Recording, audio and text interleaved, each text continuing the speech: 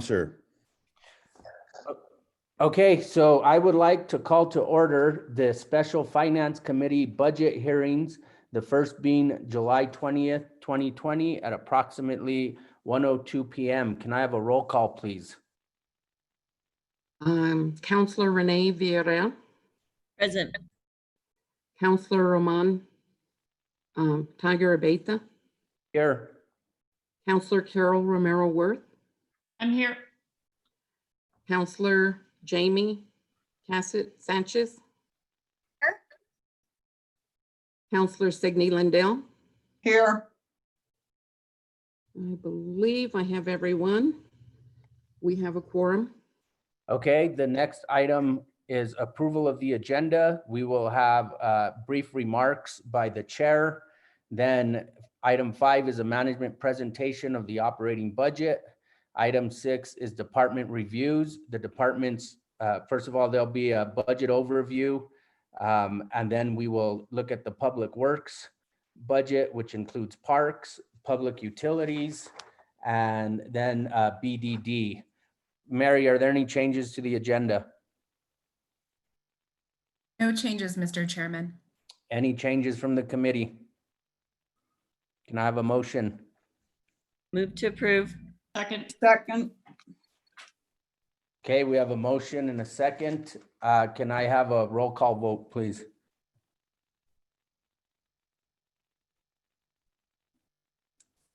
Counselor Renee Villarreal, Yes. Counselor Roman Tiger Abeta, Yes. Counselor Carol Romero Worth, Yes. Counselor Jamie Cassett Sanchez, Counselor Yes. Signe Lindell. Thank you. Yes. Okay, we've got the roll. Okay, thank you. Okay, so like other committee meetings and finance budget hearings last year, we are gonna have members of the governing body that will be joining us throughout the hearings. I will call on the committee members first for questions. Then I will go to the other members of the governing body that would like to ask questions or comment on the items we're discussing. And then I will go back to the committee. We will have to make a recommendation on every department budget that is put before us. And then at the end, we adopt the entire budget if when it comes time to do that. Mary, I know under your budget overview, you have we got a 41-page kind of overview of the budget. I would ask, and I think the committee would agree with me that, I mean, we know why we're here. We know what the history has been over the past 6 months with COVID-19 and the effects that it's had on our budget. I think the committee wants to focus on the major changes that this budget is proposing. For example, there's a proposed reorganization. I think we'd like to spend a lot of time discussing that. Maybe you can go over how the budget was put together as far as the layout. And then when we get to each individual department, I will start by going through the summary page and the individual categories. And then I'll allow the committee to ask questions regarding each category. But the point is, I don't think we want to spend a lot of time on the budget overview. I think we want to get right into the meat of it, which again is the reorg and the individual departments and what's being proposed. So with that, let me give the committee an opportunity to chime in. Counselor Romero Worth, did you have any thoughts or suggestions? Not at the moment, Mr. Chair. Thank you. Counselor Lindell. Thank you, Chair. I would only say that I will be occasionally turning my video off because I am pretty deeply involved in some home health care, but I will be listening, and I just beg your indulgence on that. Okay, Councilwoman Cassett Sanchez. None at the moment, Mr. Chair. Thank you. Okay, Councilwoman Villarreal. Just wanted to thank you for setting the tone and making sure that we're efficient in this meeting and not repeating what we've already heard in committees. So thank you. Okay, and with that, I need to thank the Finance Committee staff and the finance staff in particular, because as Councilwoman Villarreal said, we've heard a lot of this. We already know what to expect when it comes to our economy and what's been happening. So with that, I will turn it over to you, Ms. McCoy, for our budget overview. Okay, great. I will be sharing the aforementioned PowerPoint with you, and we will be gliding through these in quick order.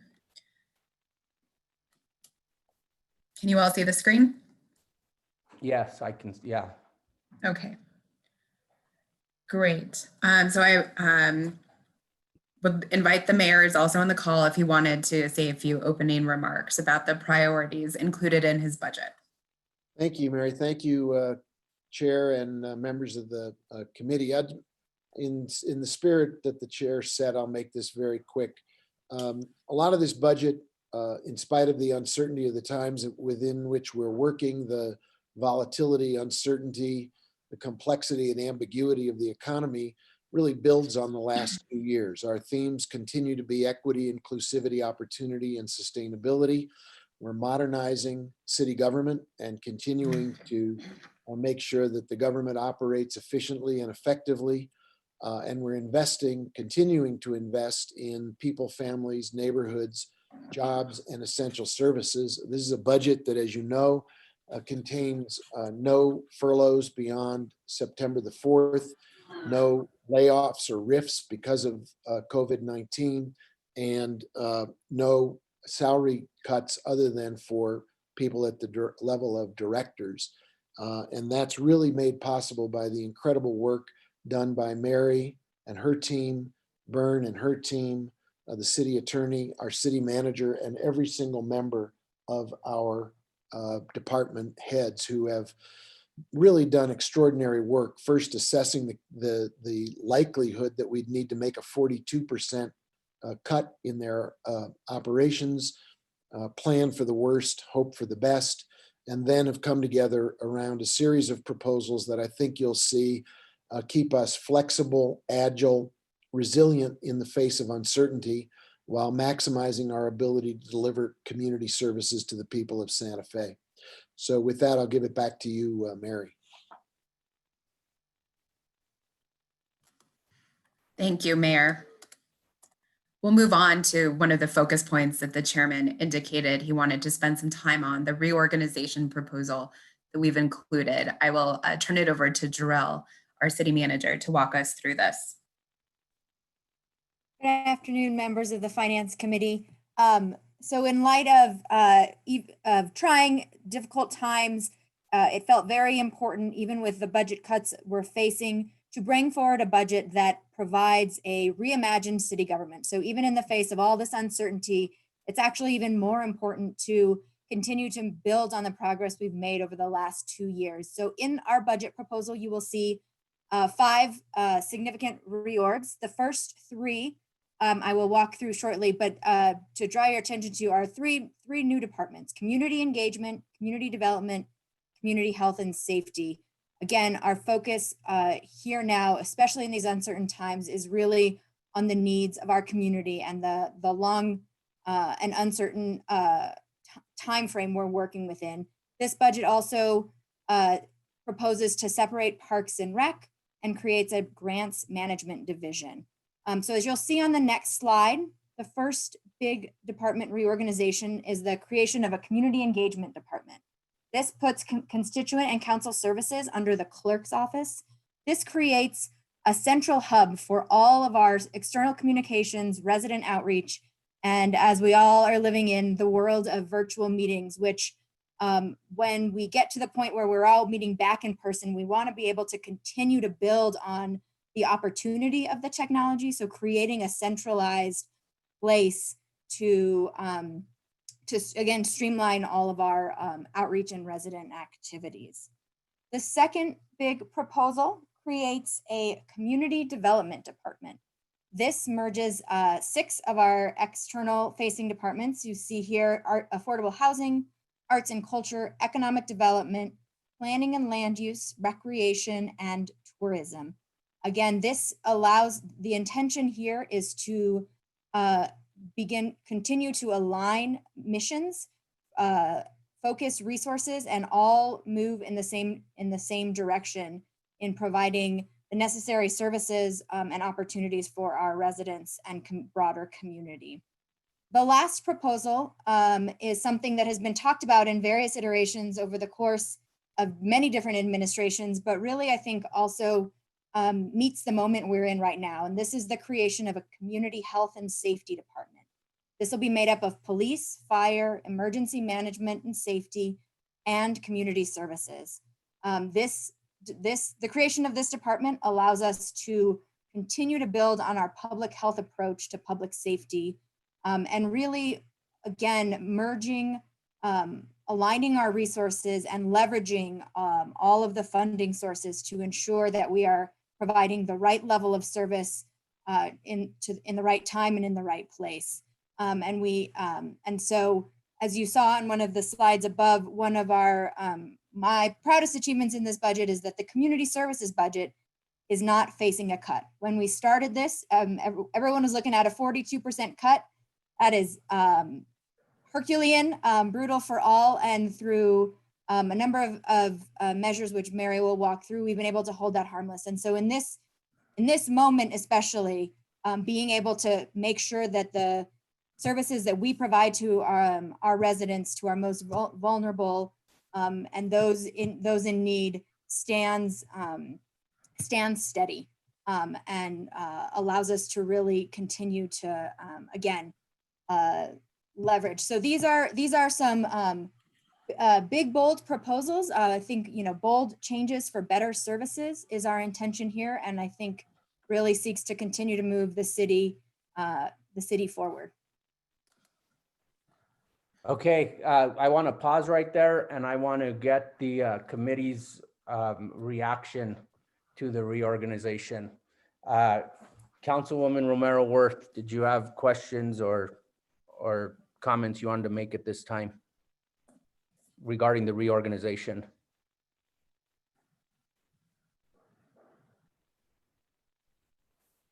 Sorry, Chair. Again, I don't think I do. I mean, I think I'm excited about these proposals and excited to think about the potential that bringing these different aspects of our government in under these 3 umbrellas, and kind of breaking down silos and getting them to work horizontally. And I think that's going to be an interesting thing to explore and see how it works as we move forward.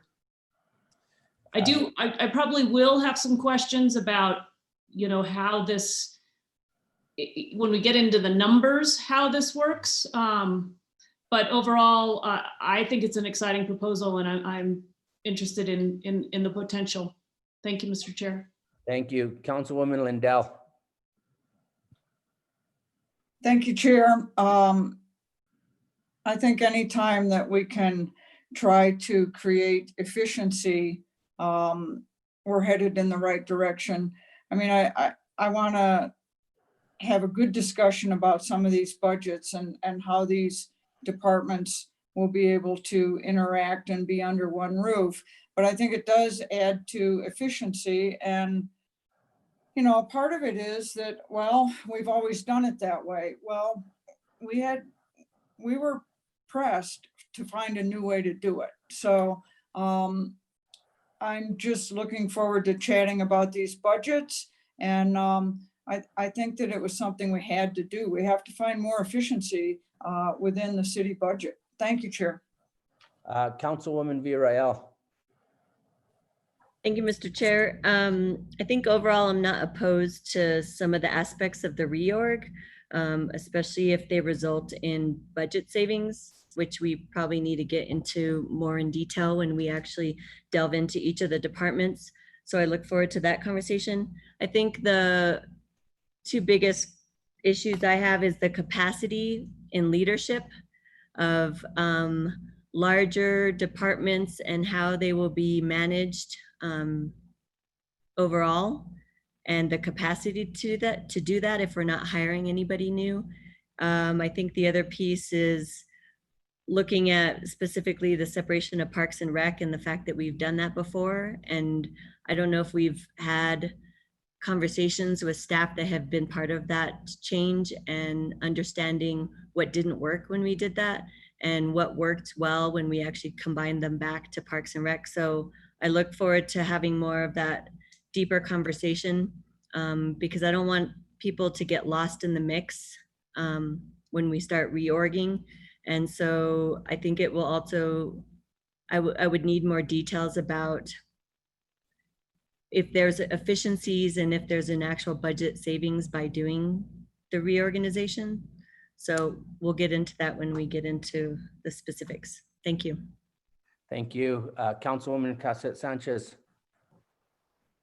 Thank you very much, Mr. Chair. I echo the sentiments of, feeling that this is really exciting to start looking at some of those efficiencies and where we can have more collaboration across some of these departments, now potentially divisions, for more efficiency. I also have some questions about Parks and Rec. I'm not necessarily opposed to the division of them. It's actually more the placement and how we think about the purposes of these departments. I would be inclined to actually put both of them into community health and safety, whether apart or together. My thinking about this from the parks perspective, which I'm actually a little bit more kind of could go either way on.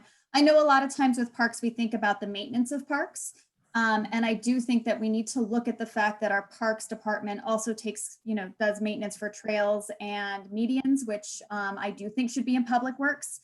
But a lot of times with parks, I'm thinking about them not just as an open space, but what asset they are for the community, as well as some of the larger issues that I hear about in parks, which has a lot to do in my district with drug activity, violence, issues with needles being left on the ground. And to me, that really aligns with the community health and safety. And then for recreation, I also often think about that from a community health perspective, is how are we building up our community? And for me, it really aligns with community services. So I'm eager to have these conversations. I think that they are things to talk about a bit more. But all in all, I think that this is really promising, and I look forward to moving forward with this and how we figure out how this helps us become a more efficient government that is much easier for our citizens and our residents and our communities to utilize. So thank you very much. Okay, I'm going to call on the counselors who are not members of the Finance Committee for their reaction to the reorganization.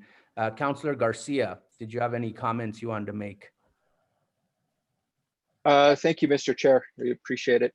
I as well, this is a great opportunity for the city to create not only a more efficient, but a more effective government.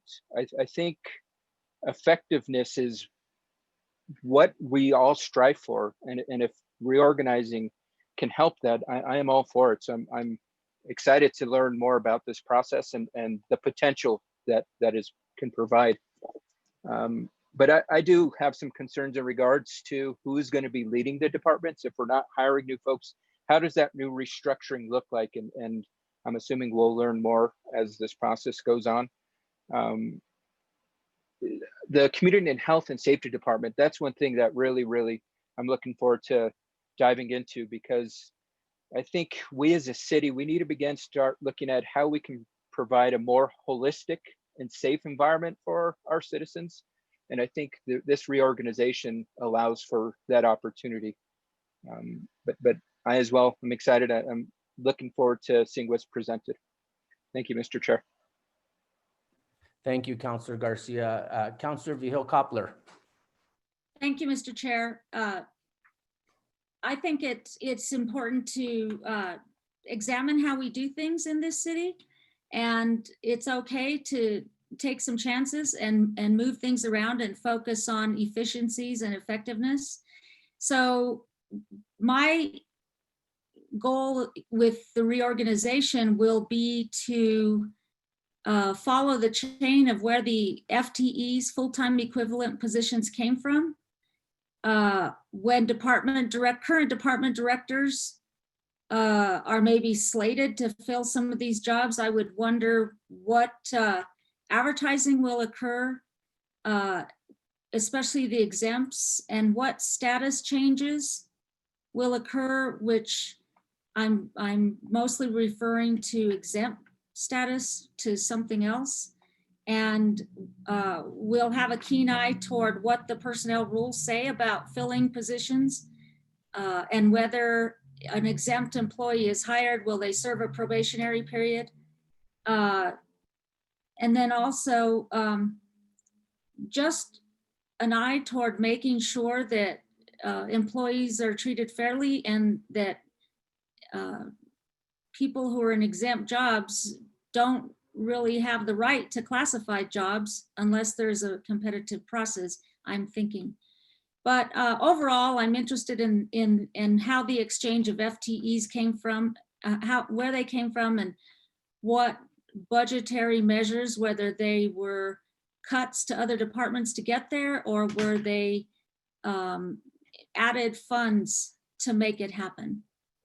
So that's what I'm thinking. But I appreciate the time to comment. Thank you. Thank you, Councilwoman Vihil Coppler. Councilor Rivera. Thank you, Mr. Chair. I'm looking forward to the reorg as well. I think specifically with Parks and Rec. If we remember prior to COVID, some of our biggest issues were weeds, medians, and filling lifeguard positions. And all those were being dealt by one department head. Some of the biggest issues in our city being dealt by one person, which I can't even imagine how difficult that was. So looking forward to splitting those out and assigning work accordingly, and hopefully it'll be more efficient. I did want to ask Mary about the department. So I imagine there'll be heads of the departments. And have we identified budget for those? Mr. Chairman, Councilor Rivera, yes, there is a position that has been identified for the Community Development Director position. And there is a position that has been identified, an existing position for the Community Health and Safety Department. And those are currently included in the FY21 recommended budget. All right, which is a balanced budget. So I assume the funding was found, and we're still proposing a balanced budget. Mr. Chair, Councilor Rivera, yes, that is correct. Thank you. And thank you again, Mr. Chair, and thank you to the entire staff, the city manager, and all the work they've done to put this budget out. And thank you for allowing us to speak. Okay, so for a last word on the reorganization proposal, I'll turn it over to the mayor, Mayor Weber. Thank you, Mr. Chair. In keeping with your desire to have things be brief, I will just say a couple things. Number one, I think the idea that COVID-19 is the time to try some new things resonates with me. A lot of these reorg ideas have been in the wind for a while, talked about for a while. It's always hard to upset the status quo, but COVID-19 has already upset the status quo. And I think it's incumbent upon us to try some new measures, be bold where we can be bold, be gentle where it's important to be gentle with our employees and our team members. I would also just say that anybody who's ever been through a reorg knows that it's not about moving boxes on an org chart. It's about the people that are affected and the way in which people work together. And so if the governing body moves forward with these proposals, it simply is phase one of getting a realignment. Once the realignment has taken place, then the real work of management and leadership has to occur to blend services, to bring people together, to look to eliminate redundancies, and perhaps even more important, as everybody has spoken to increase the level of effectiveness by partnerships, by breaking down silos, and by looking at ways to create new teamwork within organizations that historically have been pretty much freestanding entities. So I think the time is right to do these things. We can always take advice and counsel on better ways to do them, or ways to effectuate it more with greater engagement from employees as well as the council members. But I think we're on the right track with these proposals because they take the moment we're in and step into it to make things better and to produce meaningful change for Santa Fe. So thank you, Mr. Chairman. I appreciate that. Okay, thank you. Ms. McCoy, we've got about 4 or 5 minutes that I'll give you for the rest of the budget overview, and then we'll get into the Public Works Department budget. Okay, great. Thank you, Mr. Chair. We're going to walk through a few expenditure highlights. Of course, ensuring that our expenditures do not exceed our revenue is extremely important, especially during economic downturns. So this is the main slide that I would like to go over with you in the next few minutes. This highlights our FY20 budget versus our FY21 budget for both general fund and all funds, expenses and revenues. So here we can see that the general fund expenditures last year were budgeted lower than our expected revenue. We are planning to add 2.2 million to our general fund reserve. Going forward into FY21, we do have a balanced budget for our general fund expenditures.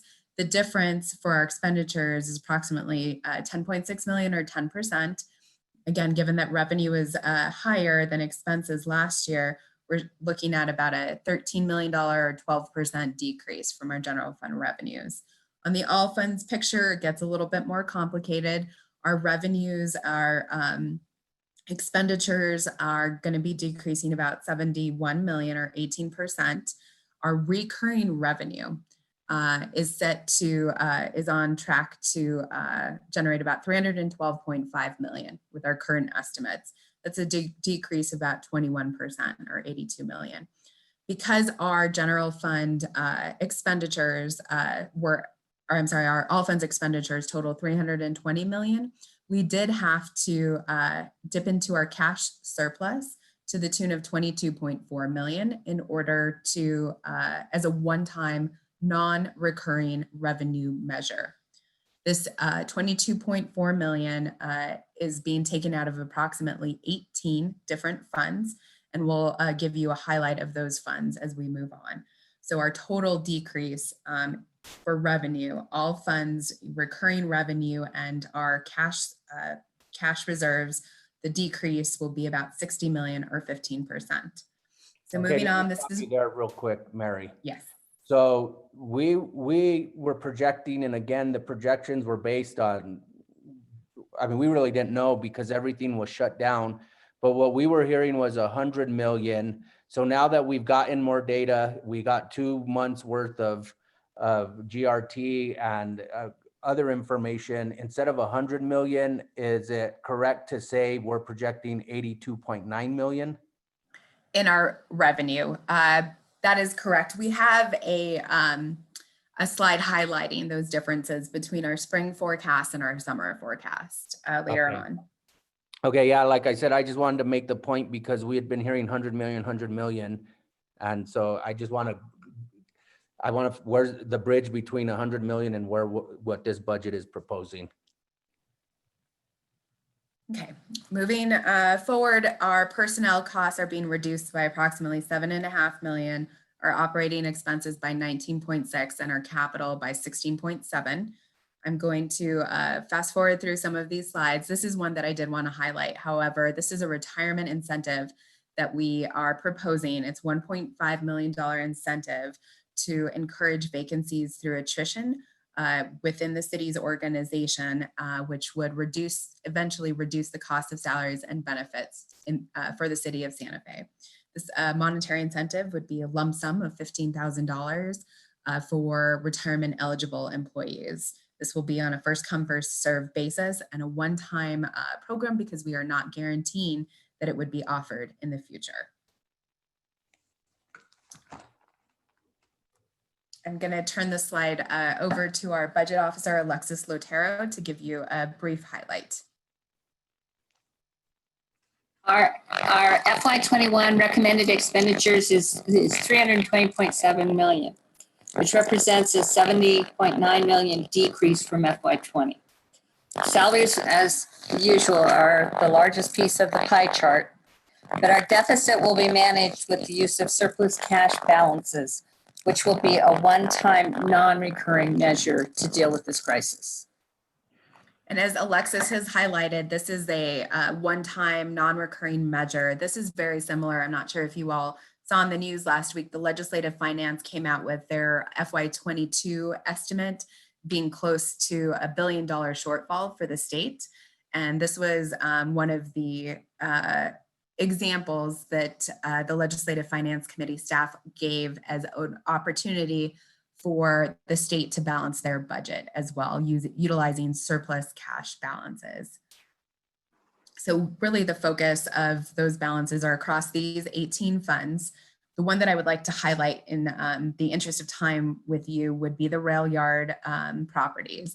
We're proposing to use 2.2 million out of the rail yard cash reserves in order to fund our debt service and operating costs. Normally, this would be a transfer from another fund. And at this point, given the cash balances in the rail yard fund, we are proposing to use 2.2 million of the cash reserves. Moving forward, I'd like Alexis to give you an overview of the recommended expenditures for the general fund.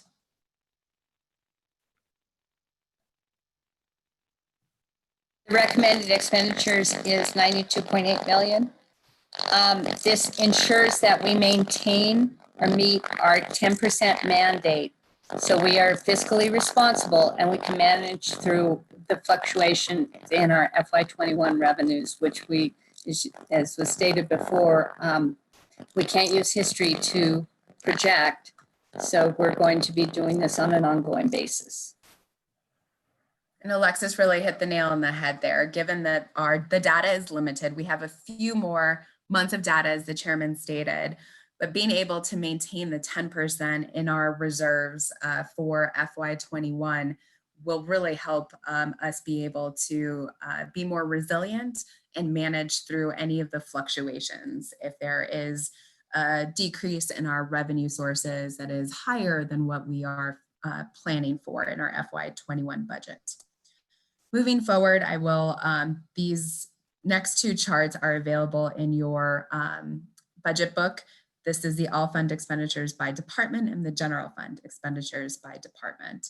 This is something we will review in each one of the departments, but staff here has broken out the largest expenditure reductions occur in 3 departments: public utilities, public works, and finance, and stated the reasons for these reductions. In public works, as we'll review with you in a few minutes, it's the postponement of capital purchases, or we are also planning a 2020 GRT bond issuance. So for some of those larger expenses, we can plan on including those in our GRT issuance.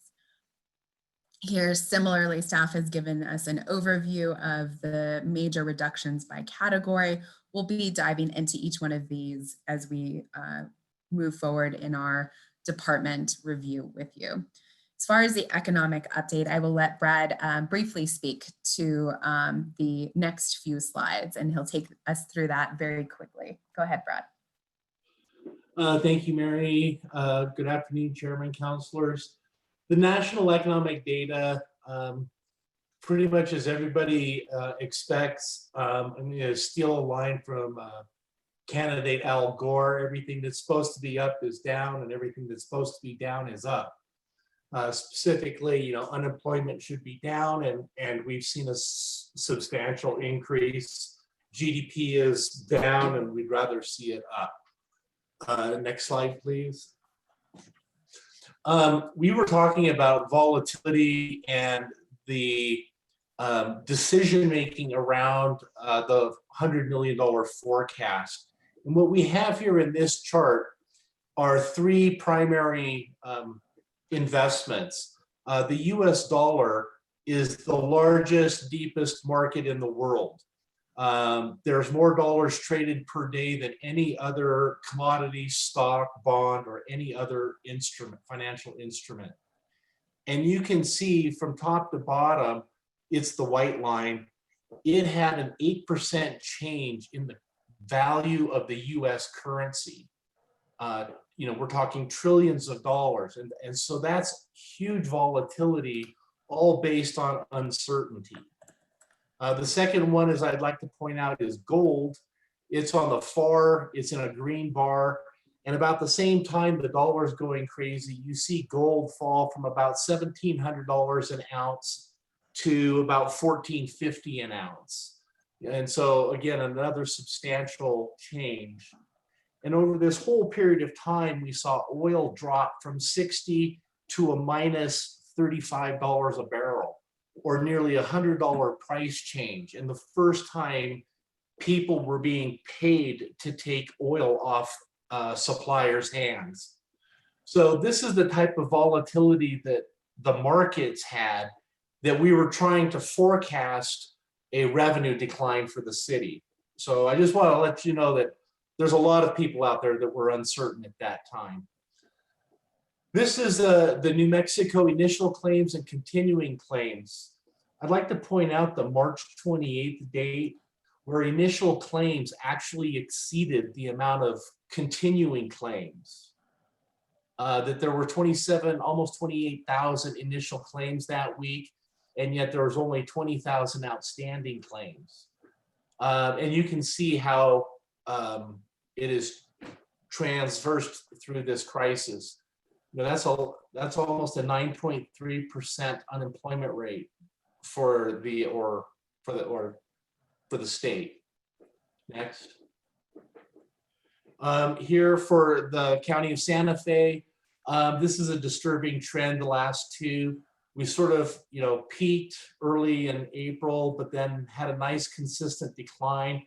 The last 2 weeks, we've seen an uptick in initial claims. That's a point of concern. Next, please. In this case, we really want to point out what the GRT was doing compared to 2019. As you can see in January, GRT exceeded January 2020. GRT exceeded, and that's gross receipts. What our vendors sell. Taxable gross receipts. It's not our revenues, it's what they sell.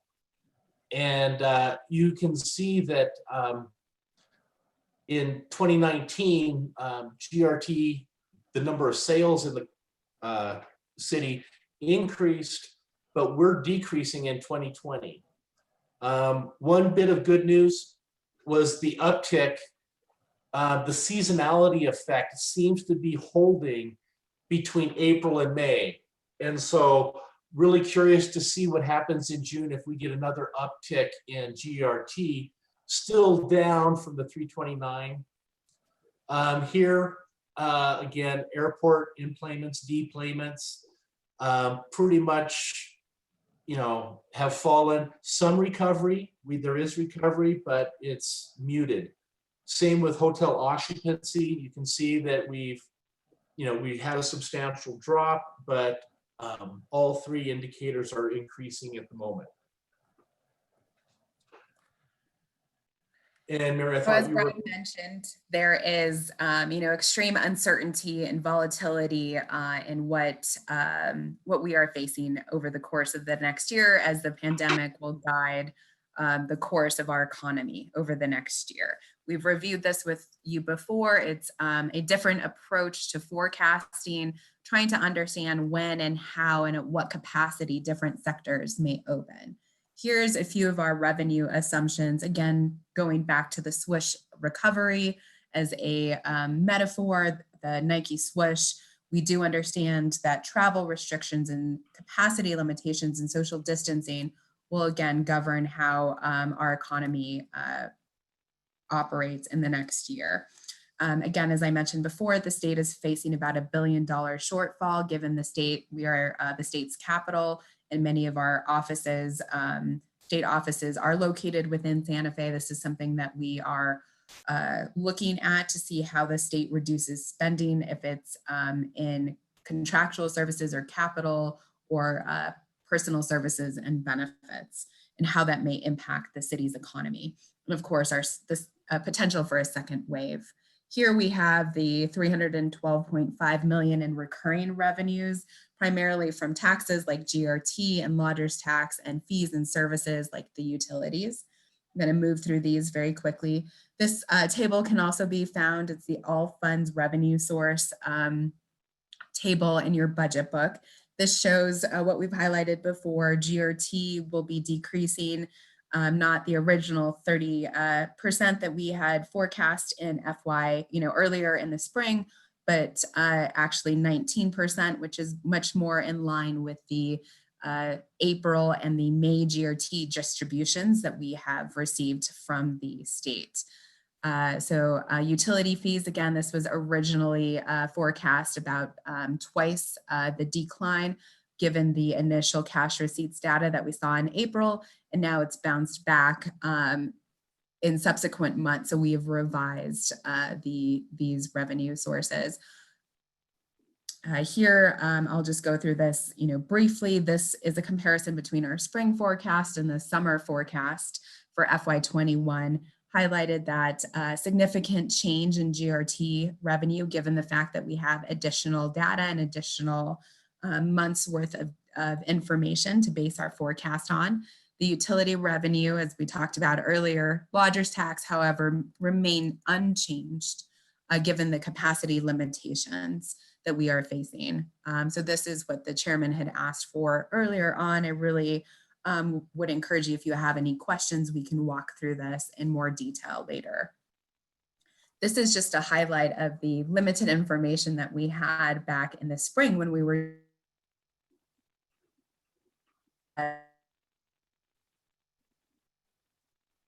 %2 in 1 month. That was after 3 months of posting year-over-year gains.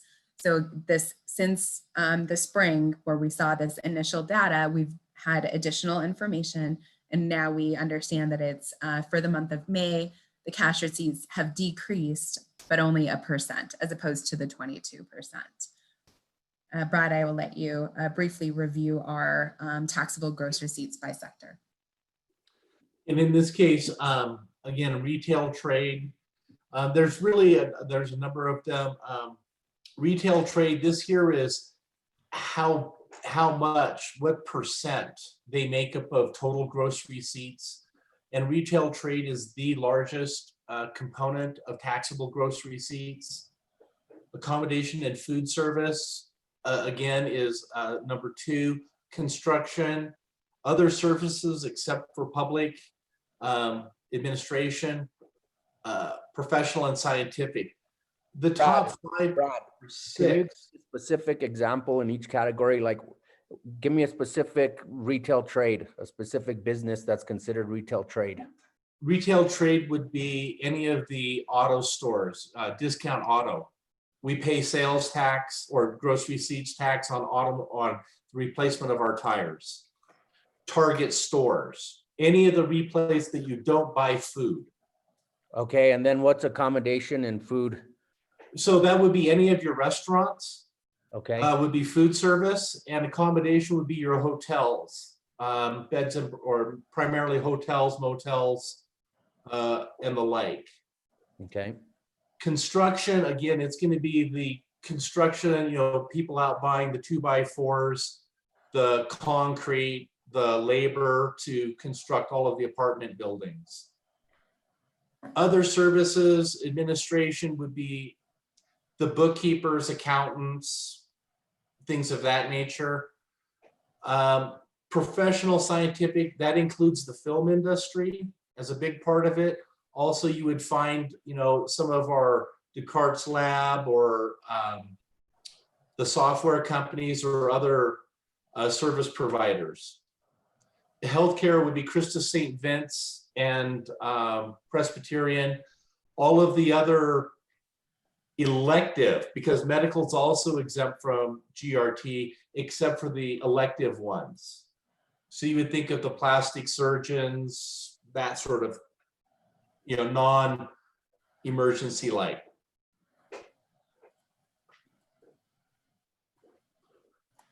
In here, so this is the major revenue component. As you can see, that the forecast now is 90 million for gross receipts tax. And Chair? that takes, Yes. Excuse me, Chair, it's Counselor Lindell. Could you reference what document this is from? These numbers at the bottom of the page are not lining up with my budget book.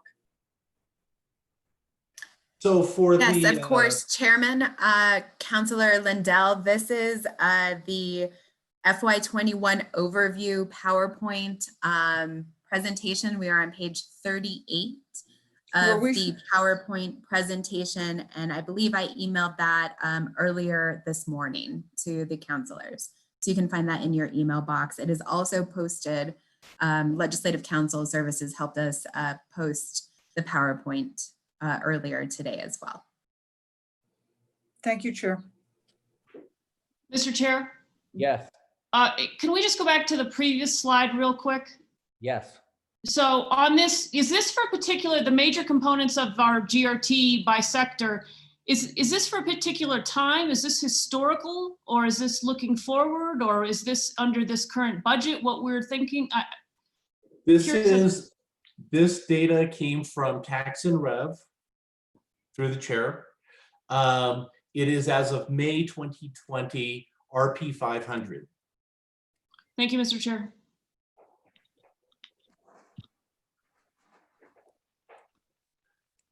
These are historical budget CAFR revenues from the city.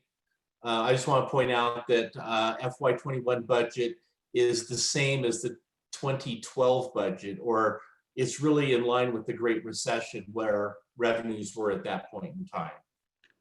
Okay, Brad, and on that point, the reason why you're projecting 90 as opposed to 112 is because in the previous slide, we saw that retail trade makes up 28%. Obviously, there was going to be a drop in retail trade because things were shut down. You couldn't go to Target at one point. I mean, you can now, but you couldn't. And with accommodation and food services making up 15%, with restaurants only being able to operate that have a patio and not even indoor dining, we're going to see a decrease there. And so that's pretty much what you're using to come up with the 90, right? And then throw in the unemployment. I mean, if people aren't having jobs, they're not spending as much. I mean, they're focused on meeting their mortgage payment and their immediate things, that food and emergency stuff. They're not doing discretionary spending. Okay, thank you. And when we talk about the fact that our revenue sources, particularly GRT, is sensitive to our economic indicators, so our GDP, our unemployment levels, consumer spending, those three main economic indicators that we briefly highlighted. Really what the forecast is in 20 and into 21 is not a good outlook for those indicators. And then that directly translates into our economic activity and into our GRT, what we have available to collect. Again, what we saw January through May was a decline of our taxable gross receipts over the as compared to the previous year of 11%. That is, I think we probably made history having an 11% decrease in our taxable gross receipts for that small of a time period. When you think about it, what our vendors have lost since January in taxable sales, That's $150 million of revenue they did not get, which means they're not buying anything. They're not hiring people. That's a shrinkage of their revenue. So that impacts all the future decisions too. In this case, property tax, we spoke with the county assessor as well as the county treasurer. And they felt that it's not affecting so much property values, and it was a lot of it was based on ability to pay and willingness to pay. And given that they have a 3-year window to pay property taxes, but the county treasurer said payments are coming in much better. So this was a revision. In the lodger's tax, given the capacity limitations, the willingness to travel. In fact, today, TSA data indicated that travel data, airline travel is on the decline again. So we felt very comfortable keeping that where it was at half. Gasoline's tax is based on volume. It's a wholesale tax. Electric cars, efficiencies, but mostly driven by the lack of visitors driving and a decline in gasoline volume. Next.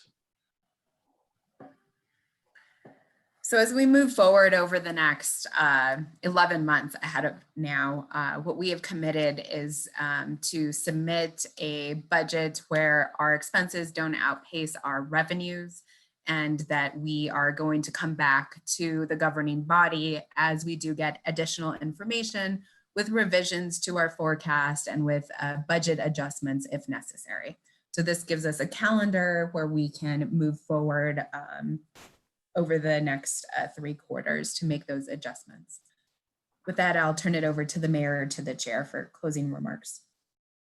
Mr. Mayor, did you have any closing remarks before we get into Public Works? No, sir. I think it's been a very good presentation. It does highlight the volatility, uncertainty, complexity, and ambiguity of the situation we're in. And yet our team, your team, I think, has done an extraordinary job of creating a line of logic and service that delivers on all of our commitments and recognizes that going forward, there will be continued presentations to the Finance Committee, to the governing body, as we navigate these uncharted waters. But I think everybody would join in me in giving a big round of applause and a thank you to our finance team, our department heads, human resources, the city attorney's office, and our city manager, because this budget really is a document I think we can all be proud of, particularly given these circumstances. Thank you. Okay, so let's get into the Public Works Department. Mary, there. Mr. Chair, Yes. before we go into that, I just had a couple of questions with the overall. Sure, go ahead. I had 2 questions. One was the amount, the early retirement fund, that's 1.5 million. I wanted to know if that was coming from vacancies or hiring freeze positions, or both. Mary. Mr. Chair, Councilor, can you clarify your question? Essentially, where is that funding coming from for early retirement? It's the general fund. Just general fund? Is that based on vacancies though? Like positions that we're not filling? Essentially, is it vacancy savings that it's coming from? No, that 1.5 million is a calculation. What we would be spending that funding on would be the $15,000 lump sum that would be allocated to an employee if they select to take advantage of the early retirement incentive. And then any type of leave hours that have been accrued that we would have to pay out for. And, there's different policies or collective bargaining agreements that govern, how much or how many hours that would be. So we wanted to make sure there was sufficient funding available to cover both the leave payout as well as the $15,000 lump sum. So when you say general fund though, isn't some of what's folded into that are some of those vacancies that we either eliminated or some of the hiring freeze positions? Mr. Chair, Counselor, can you clarify your question? Well, I guess I see some of the, when we started looking at ways we could have savings, and one of them was the hiring freeze positions, right? So there's a certain amount of money that was moved over into general fund, I'm assuming. Where does that money go, I guess? When we have hiring freezes and that funding, that savings, even though I hate calling it savings, where does that actually save us? I guess I'm just trying to figure out where the funding for. I think I understand your question. So for FY21 going forward, as opposed, we had a decision to make. We could have invested the 1.5 million in this retirement incentive for employees for the $15,000 lump sum payment, or we could have invested the 1.5 million in filling vacant positions. So that was a decision that, was made, or investing in capital outlay, or investing in any of the other areas that we have decided to make reductions. Yes, you are correct. Okay. And then the other question I had, it was the first time we've seen all of those 18 funds that you listed that are part of the cash reserves. And my understanding is that the 18 funds, some of them are used and built up in order to utilize for, like you said in the packet or the booklet, financial hardship. But there's some that my understanding is that they're not, the funds used from those reserves were actually for operations or programmatic activities in certain departments. Is there a way you could go back to that slide and maybe give us more details about that? Of course, let me pull it up now. I just want to understand better because we don't see these separated like this and the amounts of the surplus cash balances. But from my understanding, looking at that list, there are some on that list that I thought were specific to the operations of certain departments and or yes, you are correct. And so let me clarify by saying we did not deviate from the purpose that those funds were set up for. So that is, that would require a special authorization by the governing body. So for example, if we were to take, we'll be hearing from Public Utilities shortly. If we were to take a portion of the water cash reserves and allocate it to the general fund or allocate it to any other purpose, we would need a special authorization from this body to do that. What we have outlined, for with the rail yard example or economic development, I think that was the first one on the list, that will continue to make sure that those expenses, the revenue into those funds are being used for the expenses that are authorized. Okay. So for example, the big one that's important for the purpose of transit is the transit bus system of 6 million. I want to make sure that that cash balance isn't going into the overall savings, cash reserve savings, but it's actually being utilized for its purpose. It is being utilized for transit, and the majority of that is given the additional funding for the CARES Act that we had authorized in FY20. That'll be like the balance, the carry forward that we're going to be able to utilize into FY21. Okay, and then I guess the other thing is the funding sources from these funds, or I should say the revenue sources. Some of them come from GRT percentages. Do you know how many come from GRT percentage? We can provide that breakdown. That's a great question. We'll provide that for you.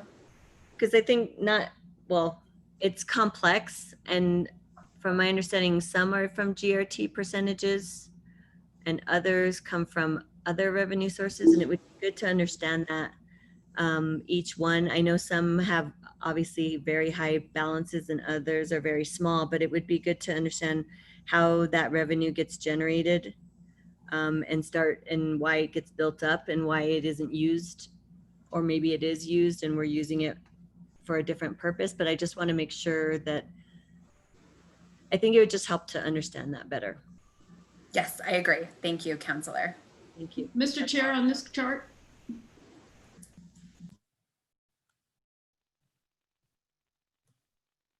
Mr. Chair, on this chart, can I ask a question? Yes, Councilwoman Romero Worth.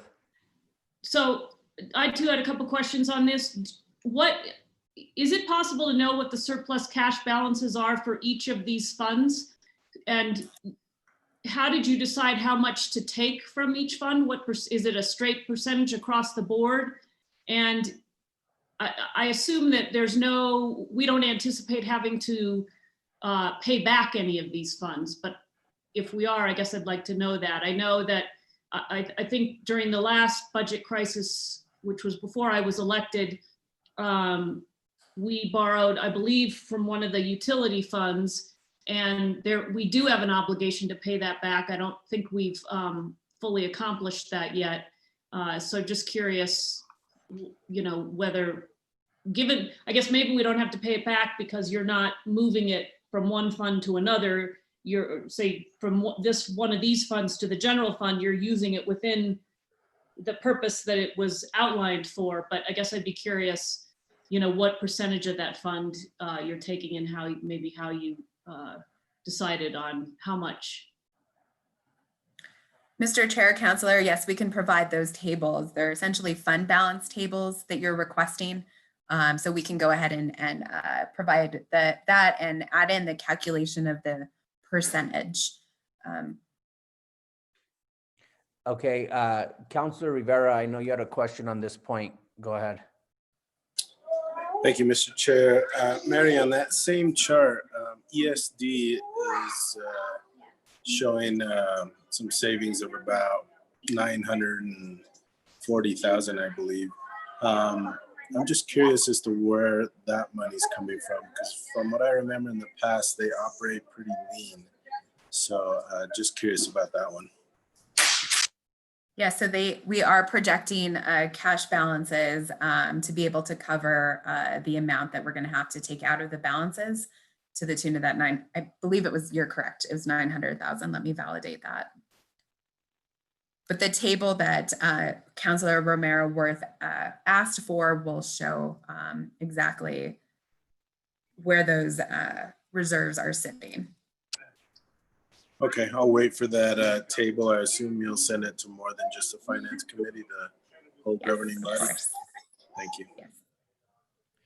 Okay, so let's go ahead and get into the Public Works Department budget.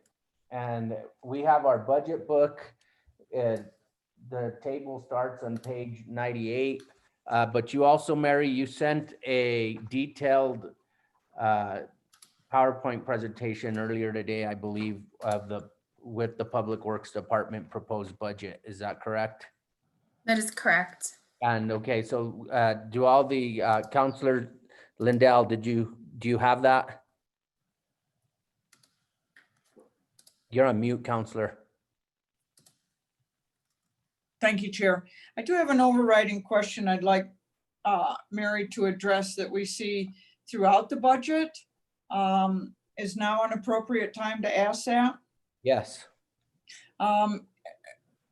Thank you, Ms. McCoy, and thank you for what is a Herculean amount of work to get this put together with moving targets all the time. Question I have that I'd like just explained in general terms, because it's throughout the budget, and I think that it's confusing to a lot of people, is could you talk about and it's very large numbers throughout the budget. Could you talk about what transfers out are?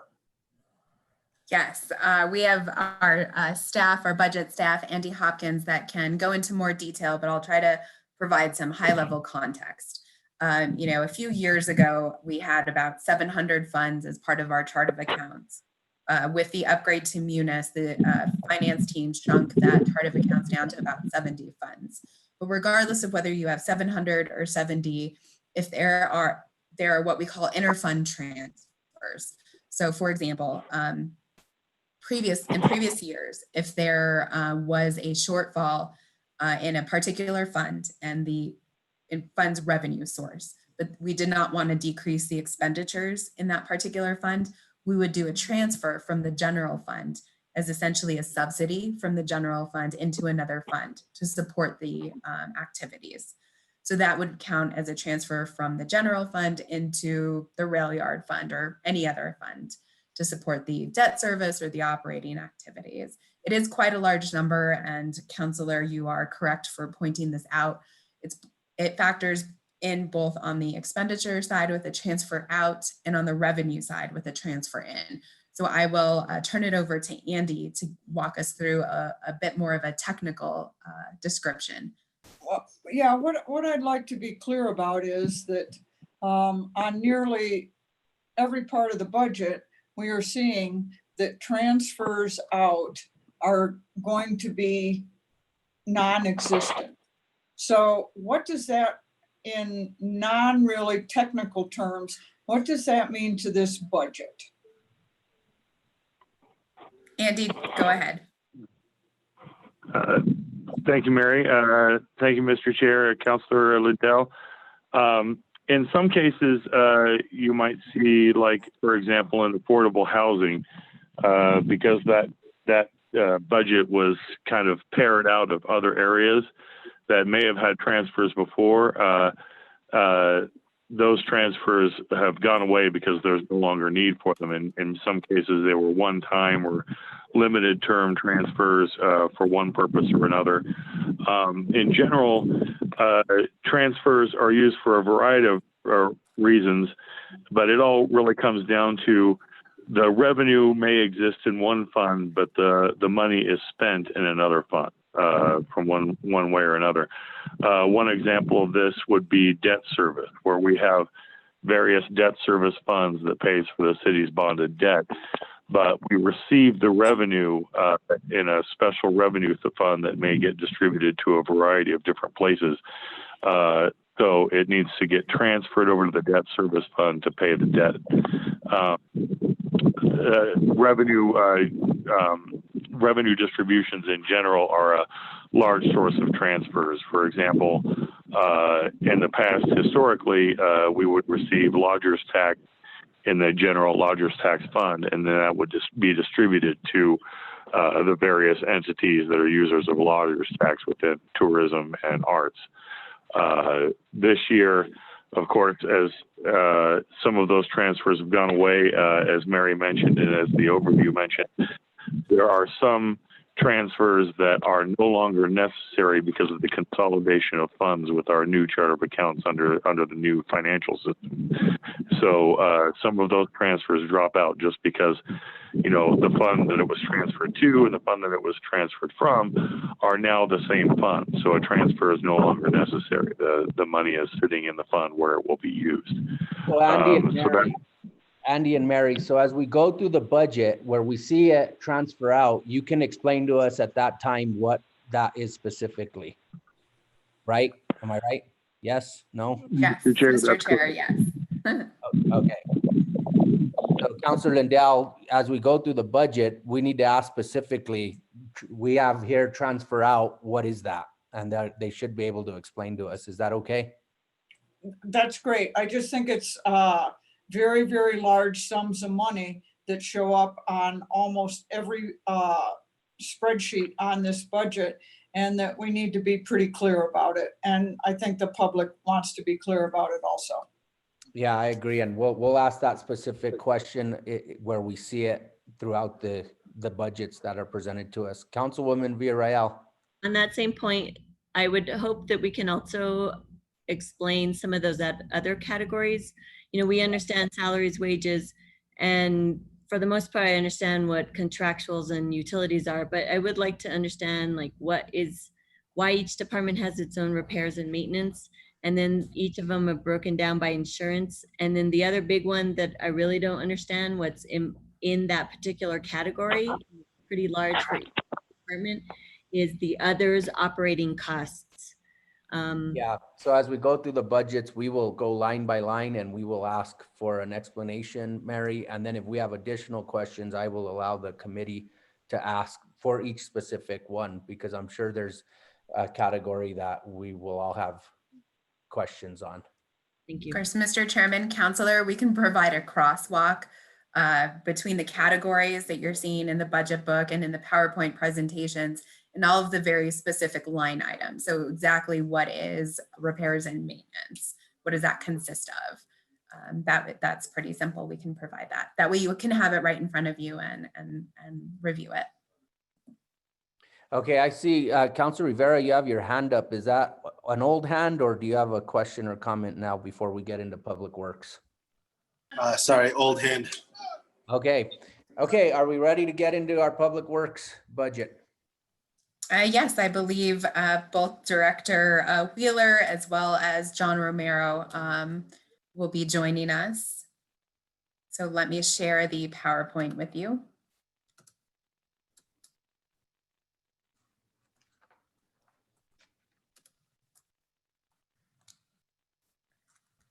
And at this point, I will turn it over to the basic format of the department presentations that we want to highlight with you is what the department's mission is, what all of the different different divisions within that particular department. And then, moving in, what are the major changes from the FY20 to the FY20 budget? So I can go ahead and give a highlight for the entire department. And then what I would ask is that we go through, as the chairman requested in the beginning, and walk through each of these division tables that are in front of us and answer any questions. So really, the overview is that the FY21 recommended budget decreased by 10.5 million or 17% from the FY20 budget. And again, specifically for the general fund, that decreased by 1.6 million or 8%. And here listed below are a few of the highlights of the changes that we have in front of you. The furlough 10% for 4 pay periods to be ending after September 4th. No pay cuts or no layoffs. And here both the Parks Division as well as the MRC were moved from the former Parks and Recreation Department to the Public Works Department. And then we give you an outline of some additional position changes. And I will let John, actually I see that John Romero is joining us today if you want to review this last bullet and some of the technology changes that you are currently having within parking. Yes, thank you, Mary. So as Mary explained, we have recently upgraded our parking garage revenue system.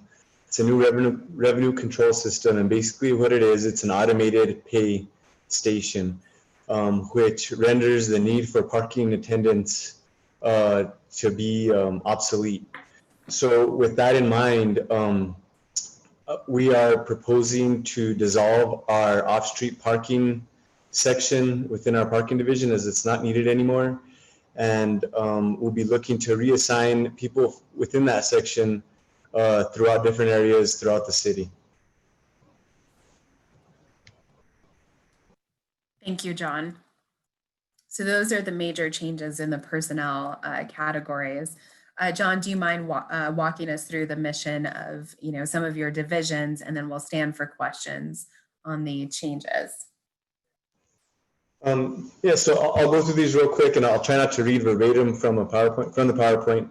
But the airport, the basic purpose of the airport is not only to serve as a transportation hub for the city for flights, but as one of our main economic drivers throughout the city. Before COVID, we were really at that time moving towards really developing our airport. We still are, of course, it's taking a step back just because of all the decline in travel, but We are looking to continue to move forward with developing our airport. The legislative funds that we've received for infrastructure improvements at the airport thus far have not been taken back. So we're moving forward on that as well, and hope once we get out of this pandemic that that'll continue to move forward. And then next slide. Okay, and then John, and Mary, I want to go slow on these slides and ask the committee and the other counselors if they have specific questions on these line items in these slides here. Before we do that, Mr. Chair, can we Yes, go back to the Councilor FY21 recommended budget overall slide? Yes. Just a quick question. So that first bullet point, Mary, can you just outline what you mean? So there's a 17% decrease in the recommended budget for FY21. And then you call out that there's a decrease in just the general fund of 8%. So are you saying then that when you say the overall budget decrease of 17%, that's across all funds that are part of Public Works? Is that why I interpret that? Mr. Chair, Councilor, yes, that is correct. The $10.5 million decrease is across all funds, which is inclusive of the general fund. Because the general fund is such a significant component of our budget, we do call out when the department has general fund revenue to support its expenditures, specifically what that general fund amount is. Okay, I just wanted to make sure I understood that. Thank you. I thought I saw Councilor Rivera's hand up. Councilor Rivera, did you have a question on the overview? I did, just about the airport. John, I know they received some CARES Act funding, and I believe it's specific. I think it's specific to the airport. Can you clarify that, and then let me know if it can be carried over for multiple years? Thank you, Mr. Chair, Councilor Rivera, and that is a good point that I did omit. We are able to supplement our airport revenues with CARES funding specific for the airport. I believe it could span several years, maybe up to 3 years. Mary definitely would have more information with regards to how much total money we can expect to get and how much of that we're looking to infuse in this upcoming fiscal year's budget. Yeah, and I know there's some flexibility in that, Mary, so I just want to make sure that we're taking care of the airport well enough that when we get back to normal, that we're in good shape. Mr. Chairman, Councilor, yes, that's correct. We are planning to use, as John mentioned, the funds can be used, are not too restrictive. I think you also mentioned that, Councilor. So specifically for the airport operations.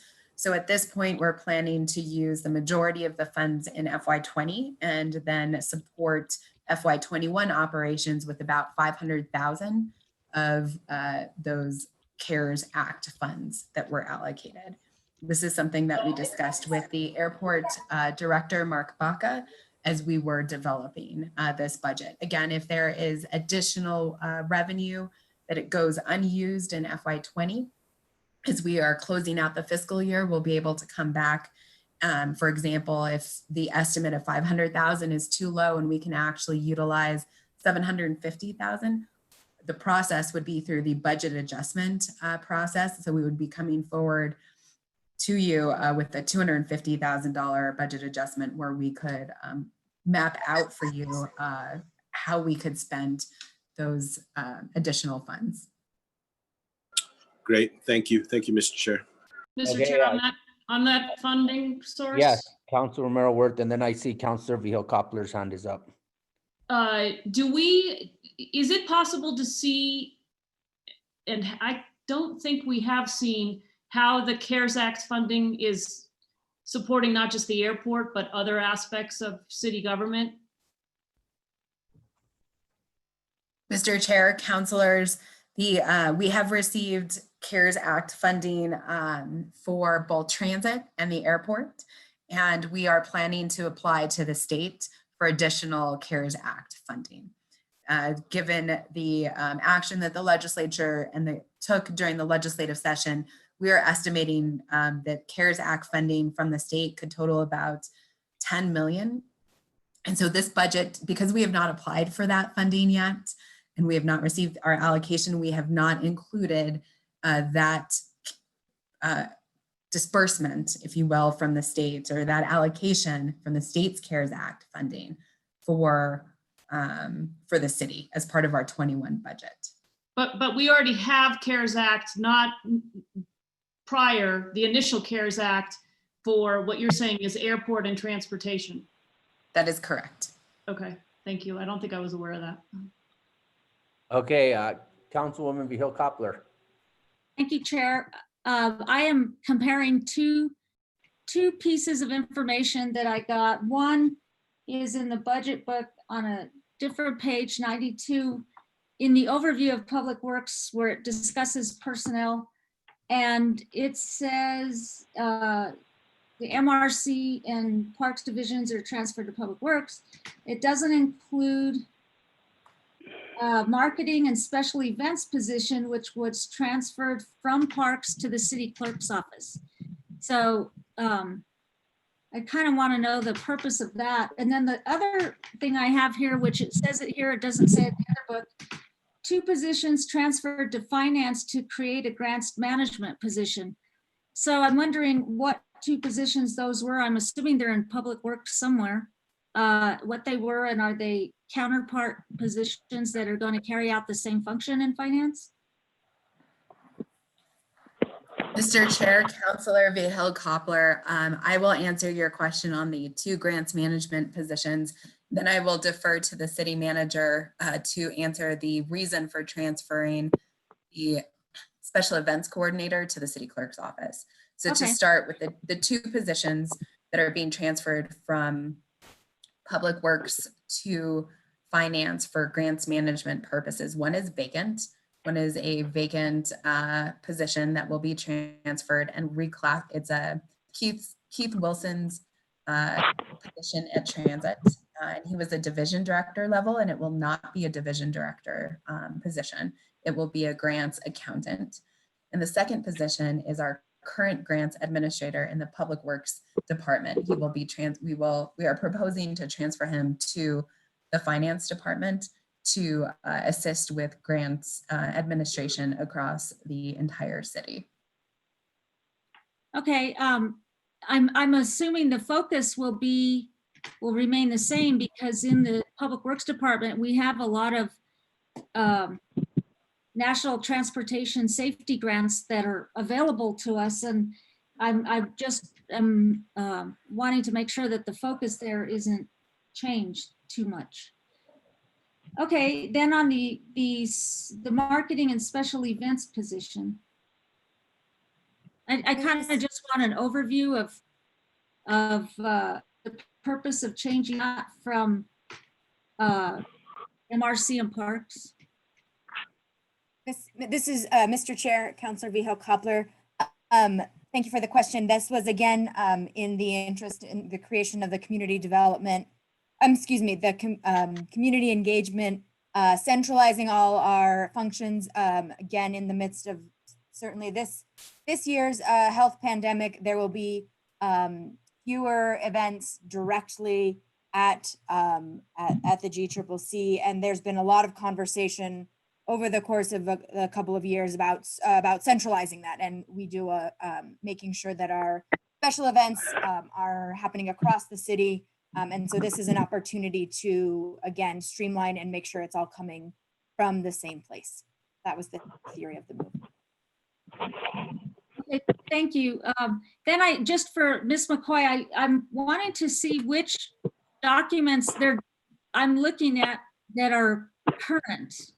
So I have a paper copy and then one that's emailed Saturday. And then I don't know if you emailed something else after that. You might have. Which document? Mr. Chairman, Councilor, I will go ahead and email you both this PowerPoint presentation for Public Works Department as well as the budget book. Let me do that, or I'm going to ask our staff to do that, so you have that in front of you right now. Well, are these some things you previously, like, I know you previously emailed the budget book. Did that change significantly? Mr. Chair, Councilor, no, the tables, what you're seeing on slide 5 did not change from the budget book. All of the tables are the same. There were a few corrections that we did have to make with the narratives and the descriptions. For example, Public Works is a great example. The language in the narrative actually said the Public Works Department increased by the 10.5 million, when in reality, what the tables were showing and what is true is that they decreased by 10.5 million. So Councilor Villarreal had asked for an update on what had changed. So our staff is working on providing that so you can see exactly what, where the narrative changed. All right, and the reason I asked, because I didn't see these 2 positions transferred for grants management into finance in later copies of what's being presented to us, unless it's in the. Oh, I'm sorry. You are correct, Councilor. It is not listed on this one. I will make sure to make that correction and add that here. I apologize for that. Okay, thank you, Mr. Chair. Okay, Councilwoman Villarreal. So I think, can we just start from high level for this department? I think what we see on the screen is just for airport, but can we see the overall public works categories? Okay,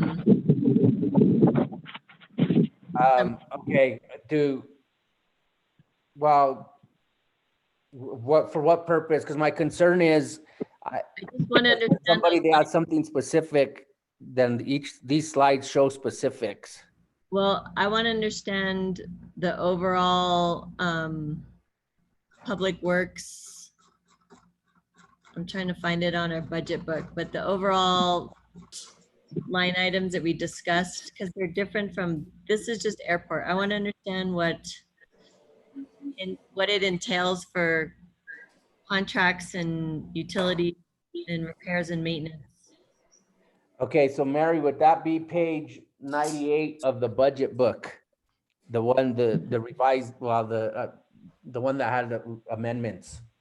Mr. Chair, I don't have the budget book pulled up, but if you give me a second, I will. We do have the categories, the same ones that are in the budget book listed out here. So airport, we do have salaries, wages and benefits, as well as contract, repairs and maintenance, transfers out. That 1.2 million is the transfer from the general fund to support the airport activities. So what we are displaying on page 5 of the PowerPoint is that detail. Okay, but it's okay. So Councilwoman Villarreal, it's page 98 of the budget book. I'm on it. Okay, Yep. well, so do you want an overview of that page, or is there something specific? I just want to understand what in the public works, like overall summary of categories, the cuts that were made, like for example, what I wanted to understand specifically was what's under other operating costs, because we went from 5.4 million to 4.9, and I just wanted to understand what was involved. What are the details of other operating costs? Okay, Mary, go ahead. Yes, I'm going to ask Andy Hopkins to review the details of that. Mr. Chair. Yes. Can I ask one last follow-up question before you move away from the airport to the overall public works? Well, I think we're gonna go back to the airport. And we're just gonna ask this one specific question about the general category, and then we're gonna go back through that slide with the airport, and we'll go by each category in the airport. Okay, thank you. Okay. Mr. Chair, Councilor Villarreal, the other operating costs category is somewhat of a catch-all. It includes diverse things from fees and taxes payable to printing and publishing costs, to advertising costs. But generally, not in every case, but in most cases, the largest aspect of that is for internal services costs, such as paying for ITT, fleet, and other services such as HR, payroll, that are, those are internal services, meaning that they're not involved in direct provision of services to city citizens per se, but are support other divisions and departments in the city in their functions. So, for example, maintaining the city's fleet for police cars, or maintaining the city's financial systems and network computer systems for the finance department and various other departments. That's helpful. I know in the past we've had it structured that way. I just want to make sure that it stayed in that form. I think we had said like IT, fleet, payroll, even in some cases, attorneys, utilizing our attorneys in some cases for some departments. Is that right? Is that how you divvy it up as well? That is correct. In the case of general fund services, items or areas such as city attorney, finance, HR, that are primarily involved in serving the overall city mission, are, in terms of supporting other departments in their missions, such as parks and police. Those are all divvied up on various, based on various formulae, various other entities that are really the users of those services. Okay. And then the other one was insurance. I was just assuming you all gave certain percentages for each department and they work it into their budget. Is that how you do it? Councilor Villarreal, that is correct. For the most part, except in the case of where we're directly paying insurance costs such as HR and finance, when you see insurance in a place like Public Works, for example, that is an assessment for their portion of the city's general liability, building and contents, fleet and physical damage costs that are payable from the city as a self-insured entity. It also includes an amount for the prior year's insurance claims that are assessed directly to a department because, that department, incurred the claim. And then those claims go into our insurance claims fund to enable us to pay those claims in future. Got it. Thank you. And then one last question of the overall, the capital purchases, I was assuming, and I don't know if it's for every department, but capital purchases, I thought also had to do with capital outlay projects. Is there any correlation? Councilor Villarreal, there is a correlation, although except for the ERP project, no CIP projects are included in this budget. This is an operating budget. We do them as separate processes because they're really kind of different animals. A CIP project is designed as a multi-year process by which a project will be undertaken. It may take 5 years to complete. And so we're kind of giving you a budget over 5 years. Whereas with this presentation that you're seeing, the annual operating budget, by, virtually every state's law, including our own, operating expenses such as salaries and benefits and, contractuals and utilities, those sorts of expenses can only be incurred for 1 year. The reason being that we're not in a situation, at least in the operating budget, of having one council force a subsequent council into certain expenses by appropriating a multi-year budget. We do the annual operating budget on a yearly basis for that reason and some other reasons that are technical and you wouldn't be interested in.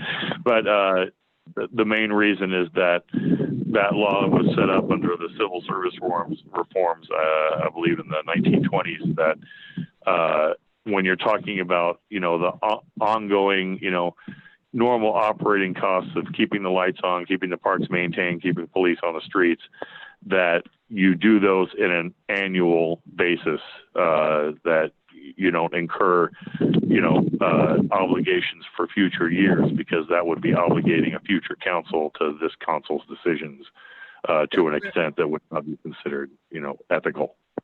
Thanks, Andy. I think that for this, in this case, Public Works, what falls under capital purchases in this instance? In this instance, that would be such things as equipment and vehicles, things of that nature. It would, basically involve any tangible assets that are purchased as part of the department's mission. Vehicles is usually one of the largest expenditures in that category, but also things like, street milling equipment or, traffic signal equipment, all sorts of equipment that is purchased for the city's operation. Great. Thank you for that clarity. I'm going to yield the floor. I have some other questions about different divisions, but I'll wait till we get there. Okay, thank you. So if we can go back to Public Works, that airport slide. Salary, wages, and benefits, we're seeing a 5.6% increase. Can you explain that briefly?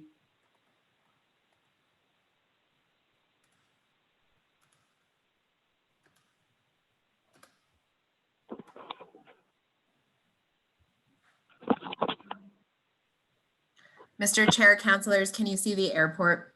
Yes. slide? Specifically about salary, wages, and benefits, a 5.6% increase. Yes. So this year we are not taking what we traditionally refer to as a vacancy credit for salaries or for benefits. So in a traditional budgeting model, you plan to hire most of the positions, and you factor in a certain level of attrition, and that it shows up in our budget as a decrease, right? As a attrition rate that we take. So it's a certain amount off the top of the budget, because rarely does a department, especially a department the size of Public Works, maintain full staffing throughout all 12 months. Right, okay, so 5.6% doesn't represent a new position or raises for anybody. It's just taking into account, like you said, just depending on what happens during the year, from year to year with vacancies, we're gonna see an increase of 5.6%, because maybe some positions were filled for a longer time than maybe the year before. Mr. Chair, that is correct. Okay, Staff contractuals and utilities is remaining flat. There's not an increase or decrease. What are contractuals and utilities for the airport specifically?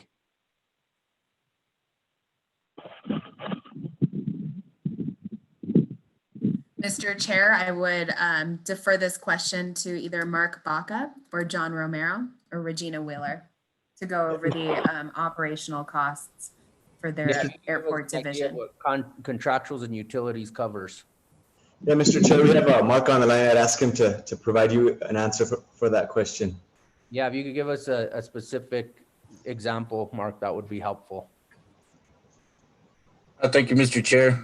So our contractuals and utilities, of course, electric, water, gas, for the terminal building and other city infrastructure here. Our contractuals are actually with our, for instance, Molson Corbin, our design, engineering and design firm that we have contracts for the terminal design, some of the airport projects that we got currently going on, Taxiway Delta, Taxiway Gulf, those types of things is what does it. It also covers our security for our checkpoint. So that's with Allied Security. Okay, and then repairs and maintenance is down 30%. Can you tell us what repairs and maintenance are, and then why it's down? I'm gonna go through all of these and then allow the committee to ask questions. We won't move on until everybody has been able to ask their question. So repairs and maintenance, we're seeing a reduction of 30%. What are repairs and maintenance, and how are you able to absorb a reduction of that amount? Mr. Chair, thank you for that question. Yeah, so we're just trying to meet our number for the overall budget reduction. We felt that this was one area that we might be able to get away with, simply because we have and are planning on getting newer equipment. So some of the equipment that we do have out there is a lot newer than the aging fleet that we had prior. So we feel that, or we're hopeful that we're able to absorb this much repairs as far as vehicles go. Now, some of the maintenance that goes towards the terminal building and other city facilities. A lot of the infrastructure has been fixed as far as we recently got a new boiler. We do have an emergency backup generator now. So this last fiscal year, we spent some money kind of upgrading some of the internal equipment, and we're hopeful that all that stuff kind of paid forward, if you will. Okay, and then your supplies are down by 29.8%. What are some of the supplies? The majority of the supplies are, office supplies, mostly desks, paper clips, that type of stuff. Okay, and then insurance, this is the health insurance? No, sir. This is the insurance for the overall liability insurance as far as property. Oh, for the airport itself? Yeah, for the airport. Yes, sir. Okay, and then other operating costs, we're seeing an increase of 11.9%. What is that? This operating costs, this is actually the nuts and bolts of it. So for our airport runway lighting, for the a lot of the other mechanical stuff, the reason that we had to increase is since we as the airport doesn't have an on-call per se, an on-call journeyman electrician or a mechanical journeyman for plumbing or anything that comes up. In the past, our maintenance workers were able to do this, but since the step in from CID actually came in, we're no longer able to do that. So we have to contract a lot of this stuff out. So if it does fail miserably out there in the airfield lighting, we have to get it up, per the FAA regulations. A lot of the stuff internally for TSA, it needs to be fixed within 24 hours. So that was one of the reasons for the uptick in our operating costs. Okay, and then what is your capital outlay? We can see that it's pretty much all going to be gone. What was that specifically? The majority of that capital outlay was for the new snow removal equipment. So we recently received the snow plow and the broom. Our friction tester is due to be out now in August. We're supposed to receive that. So we'll be receiving that reimbursement, and the leftover there is just for, I forget what that one's for. Hold on, let me look and see where we're at with that. Okay, and Mr. Hopkins, do you want to explain to us what transfers out is as it applies to the airport? Certainly, Mr. Chair. The transfers out in this case, you'll see that it actually comes from the general fund. That's that Fund 100. That is a subsidy provided by the general fund to the airport to basically make them whole as far as living within their means in terms of cash balances and their revenue. So that represents a subsidy from the general to the airport. And we're not doing that this year? Is that why it's 100% decline?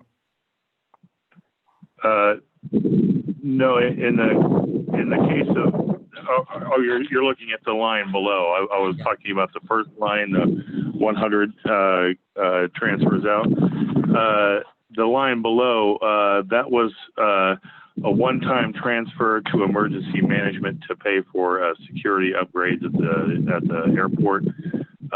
Or some of the security upgrades at the airport, and that element is done. So that's why that drops off to zero in the case of the line under 545 airport transfers out.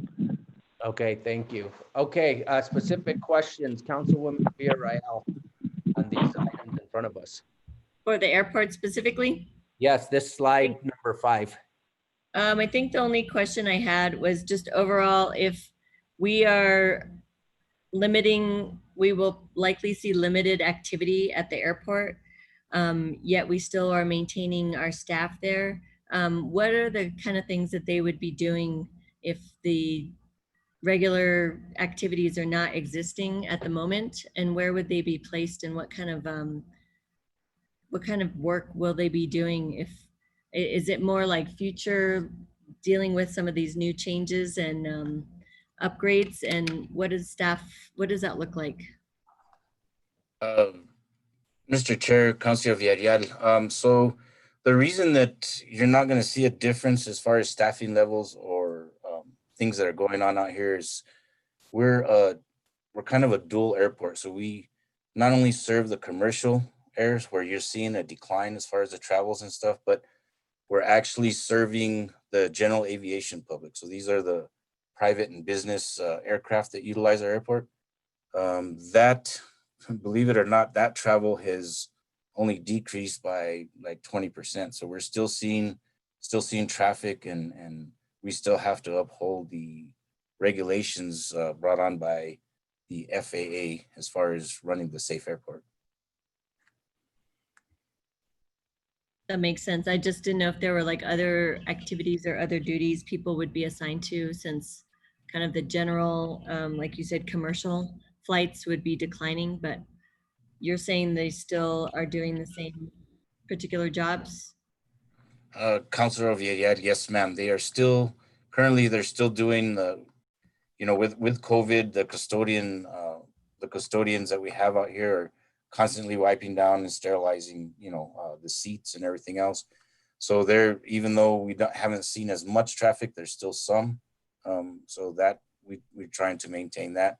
They're also the maintenance department that we have. I mean, they're 7 days a week. Basically, they're working 4/10s. So they're just constantly just maintaining the pavements out there, making sure that there's no debris out on the pavements for landing traffic, and just the overall maintenance. So got it. We shouldn't see anybody being transferred out. Got it. Thank you. That's all I have, Mr. Chair. Okay, I know Councilor Rivera had a question, and then Councilor Vihel Coppler has her hand raised. Councilor Rivera. Thank you, Mr. Chair. Just a follow up to the CARES fund. Mary, can you tell me what the total amount was for CARES Act funding for the airport? Mr. Chair, Councilor, it was 1.9 million. So you talked about carrying over, sorry, my grandkids are beating me up. You talked about carrying over for next fiscal year, 750 to 500,000. So we're spending the rest this fiscal year? In FY20. Okay, so how much is that total? Well, Mr. Chair, what we have planned for in the FY21 budget is 500,000. So again, we can use the 1.4 million to reimburse operational expenses at the airport back, I believe, March, for 4 months of the fiscal year. Mark Baca, can you correct me if I'm wrong? Is that your understanding as well? Yeah, we could go back. We could go back to January of 20. Okay, so the end of January, I believe. So all of February, March, April, May, and June. So, Mr. Baca, how much are we using of that CARES Act funding for this fiscal year? So, Councilor Rivera, we haven't gotten our actuals as far as our revenue decline. So we're still trying to work that out to see how much we're going to be short, and I guess we'll go from there once we get those numbers. Mary, do we have a better idea of what that's going to be?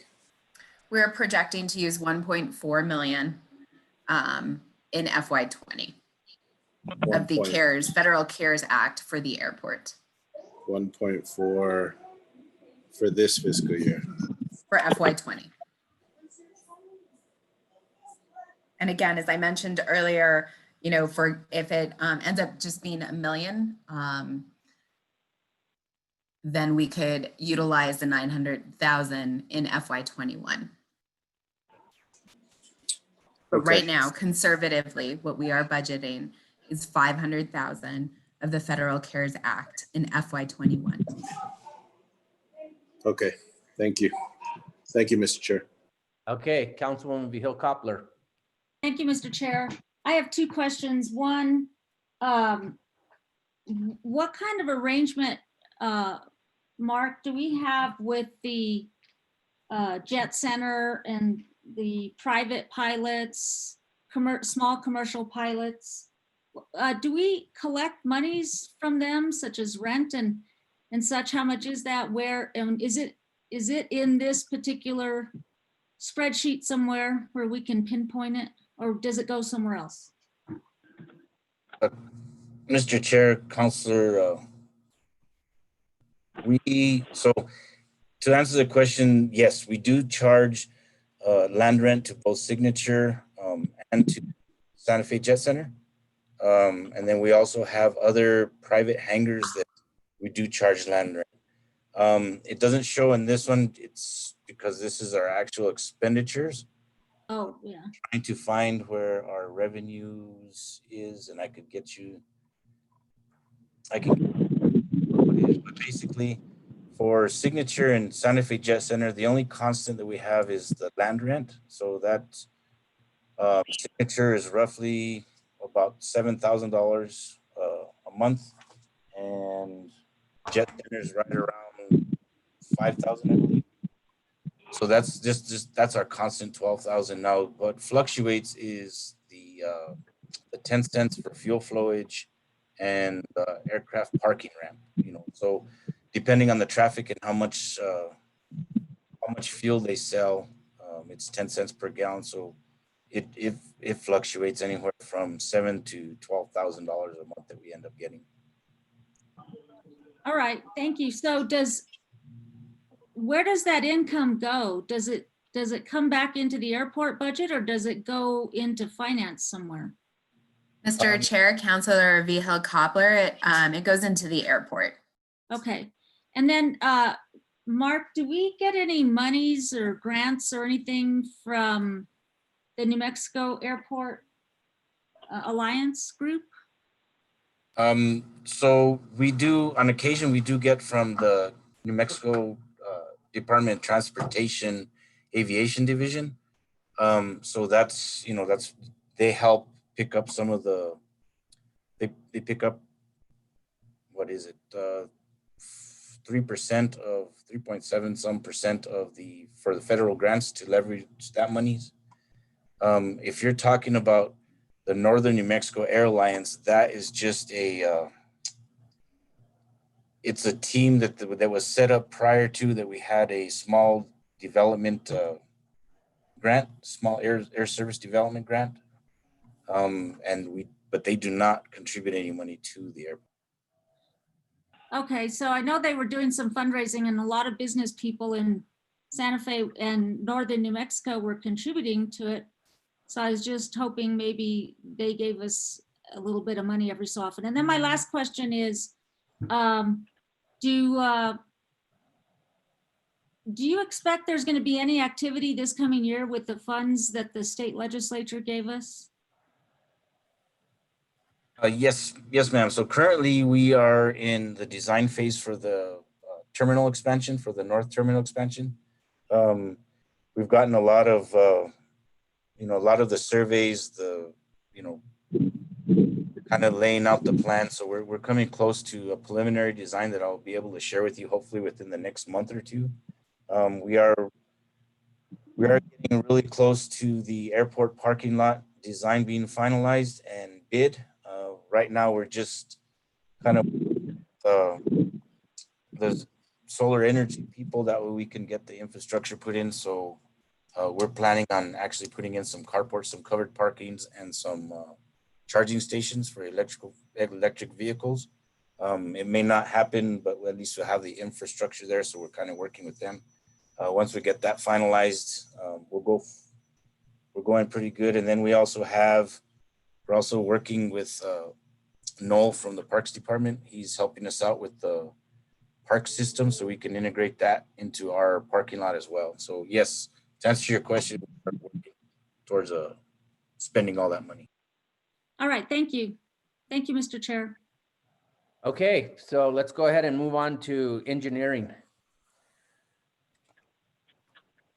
Thank you, Mr. Chair. So the engineering division is responsible for two primary things, major road reconstruction projects, as well as operation of signal, sign, and paint equipment on the road.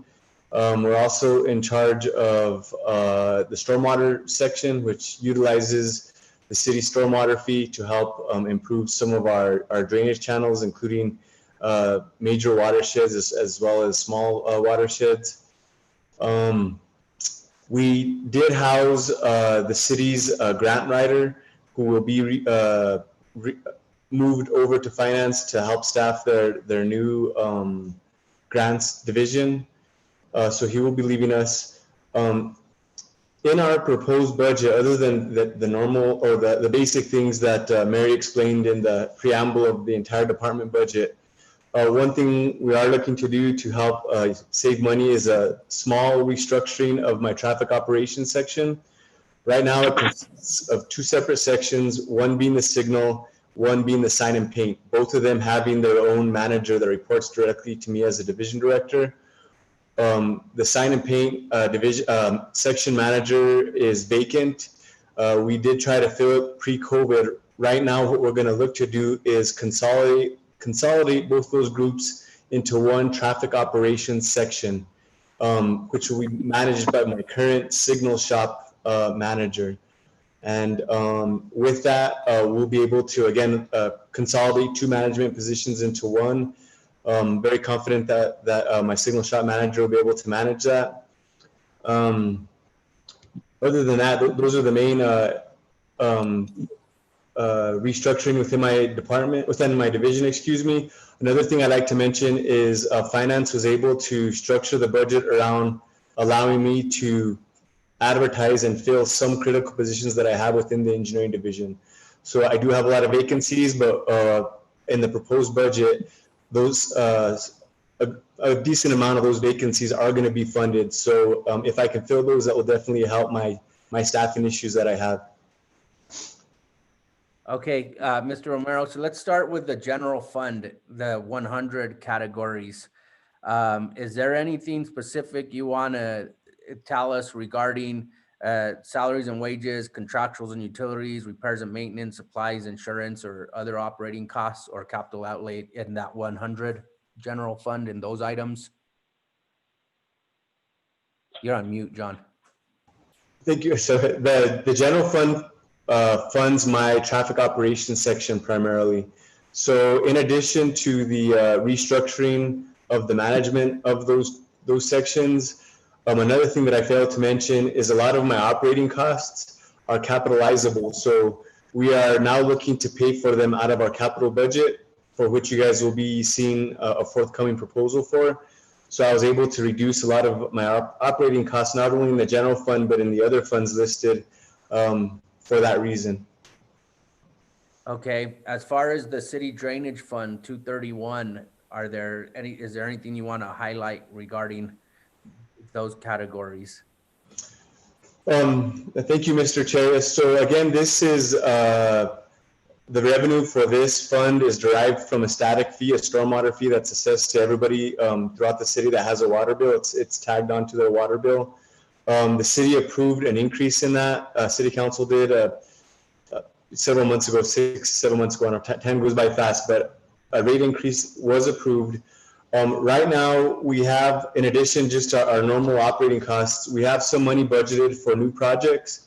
What we're looking to do as the year goes on is to see how those revenues that we receive are coming in, and we may look to bond against those for stormwater projects this upcoming fiscal year. And if we do so, and when we do so, it'll be a separate presentation brought forward to committee and council. Okay, and the 0.5% GRT income fund, can you describe that for us briefly, and then tell us if you have any, if there's anything you want to highlight in that category? Yes, thank you. So what that fund is, it's a 0.5% of the GRT that goes specifically towards capital projects. So some of that revenue, a lot of that revenue is actually used to pay back bond liabilities that we have, our CIP GRT bond, the GRT bond sales that we sell every so often. So this revenue goes to pay those back, but it also goes to pay for some of my staff that helps manage those projects, primarily within my roadway and trail section. It also pays for, and you'll see this in the facilities area, they have the same fund that pays for their project administrators as well.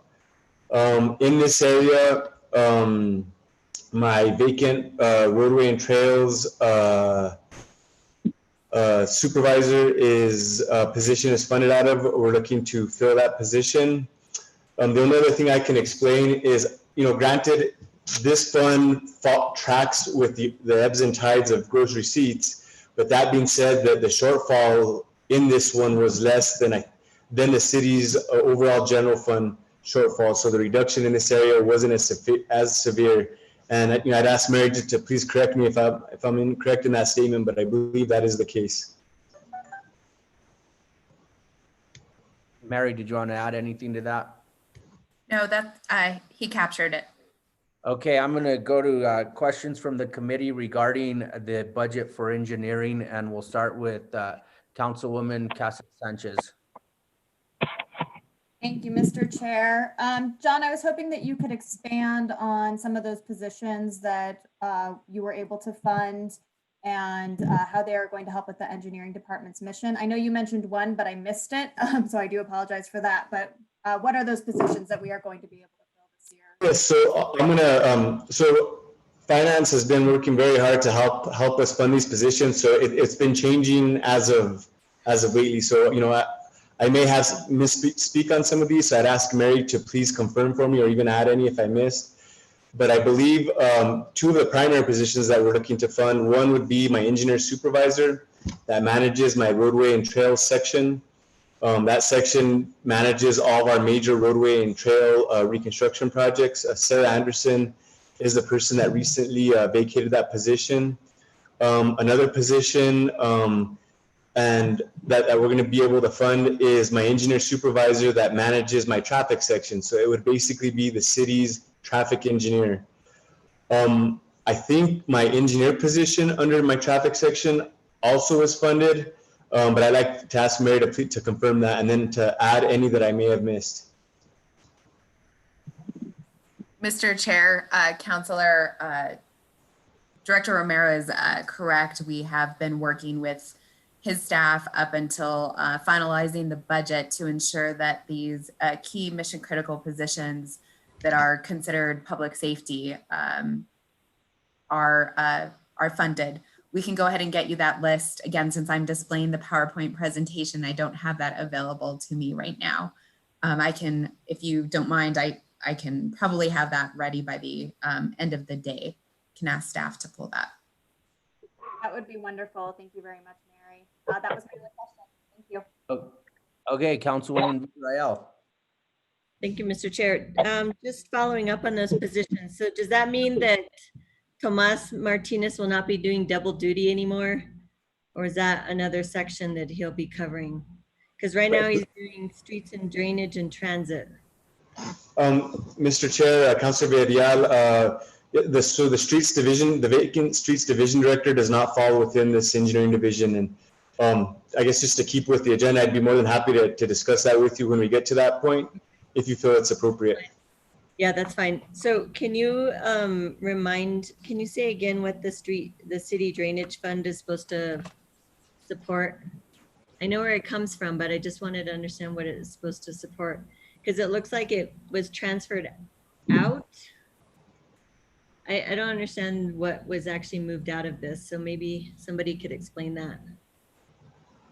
So I'll defer to Andy to elaborate on the transfer out. But before that, just to explain the fund, it's a fee assessed to every resident in the city. And the what the fee is based on is the fact that every person's property generates stormwater runoff that eventually gets into our channels that we have to accommodate and mitigate and things of that effect. So that fee is basically everybody paying for their share of the water that falls off their property. What we use that for is for major improvements to our water channels, as well as maintenance of our water channels, including grade control structures, erosion control. During our last major flood, the one about 2 years ago, this fund is what we are utilized to do our short-term repairs and what we will be utilizing to do future repairs. We do have an approved stormwater plan that has projects identified in it, and so this fund and any subsequent bond paid for, backed by this fund, will be, those revenues would be used to help us move forward to that stormwater plan and make improvements throughout our water channels. Good, because that's the one thing I wanted to make sure was still in place because of the importance of that maintenance and major improvements. So that's why if maybe somebody could explain the reductions to, let's see, the big ones are capital outlay and then the transfers out. Maybe Andy can. John, I Mr. would Chair, defer to, Or go John? ahead, Andy, on the transfers, and then I would ask John to explain the capital outlay. On the transfers, as you can see, there was a reduction in the transfers out from the city drainage fund. That was kind of really more part of the capital improvement process than the operating budget, because that was going to fund ongoing drainage projects. So that number is still being worked out as far as how much is going to be needed from the drainage fund to support these drainage related projects, as opposed to other project funding. So that will be, if there is an amount that needs to be there, that will be coming in as part of the CIP budget. In the case of the 365, the 0.5% GRT income transfer, that amount, as you can see, has not really changed much. It's $52. That is the amount that is spread out to various divisions to pay for the cost of upkeep at the rail yard market station, where those divisions such as facilities and engineering and parking are actually housed.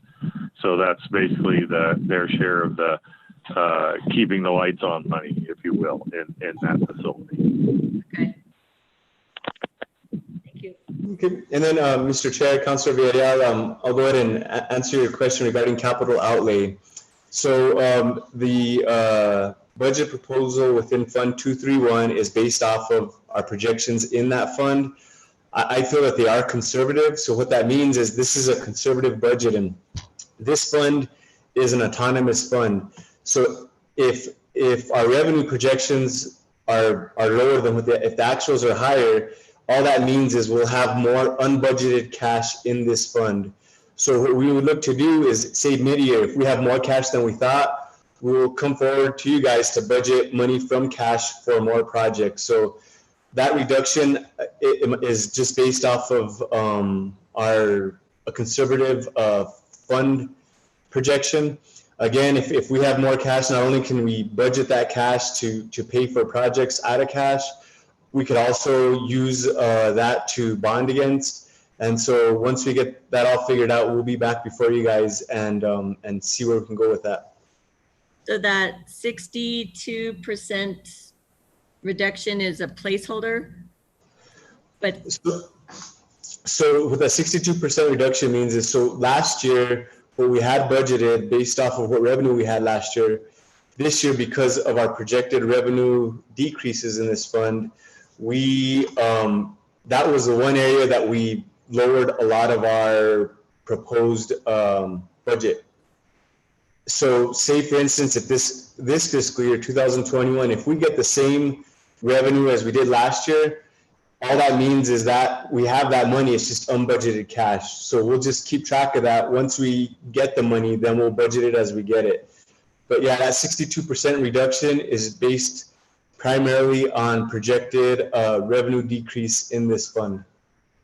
Also, Chairman, Counselor, what John had mentioned earlier is really important. Part of the cash reserves for Fund 231, the City Drainage Fund, will be used to bond for stormwater projects in the future. So think of it as, you know, the way we bond for the utilities digester project. You know, we went through a very similar process, and John and his staff have been great partners in working through to make sure we have sufficient cash reserves to be able to bond against that.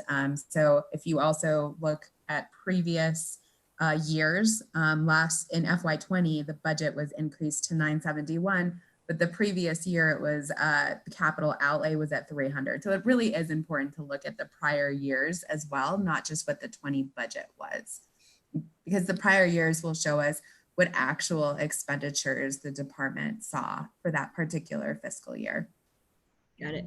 I was just concerned overall to make certain that the capital improvement drainage projects will happen and that we're not, I mean, those are a huge part of the problems we've had in the past and present. And I just want to make sure that that's still intact and it's meeting what we had outlined in the stormwater management plan that you just referenced. That's all I have. Okay, so let's go ahead and go to facilities. And John, regarding facilities, we've got, again, a breakdown between the general fund and the GRT income fund. Is there anything specific you'd like to point out to us? And then I'll see if there's questions from the committee or the counselors. Thank you, Mr. Chair. So those two funds basically track the same way they do for the engineering division. The general fund primarily pays for operations, for custodial staff, for maintenance staff, things of that nature for our facilities. The 0.5% GRT, again, helps to pay for our bonds, as well as pay for project administrators that are responsible for implementing capital projects. Another thing with facilities is a lot of the capital outlay reductions, if not all of them, we're reducing out of these operating funds, and we will be proposing to pay for them out of our capital budget, which again, everyone was part of when we reprioritized some of our capital projects to free up some money for that purpose. Right, okay. So are there questions regarding the facilities budget?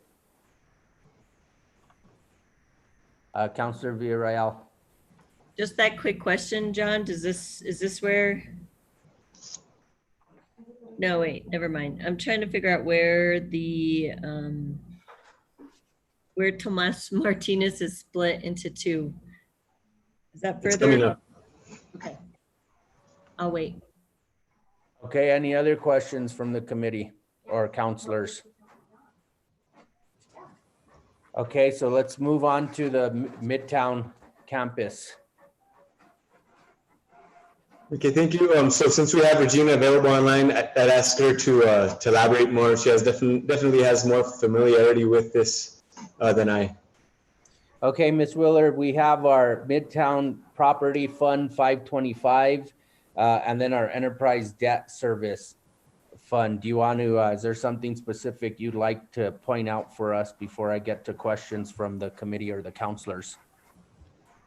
Thank you so much, Chairman and Director Romero. I think it's pretty self-explanatory that the debt service is for paying for debt service on the Midtown, and the property part is for paying for operations for managing the Midtown campus and taking care of the assets.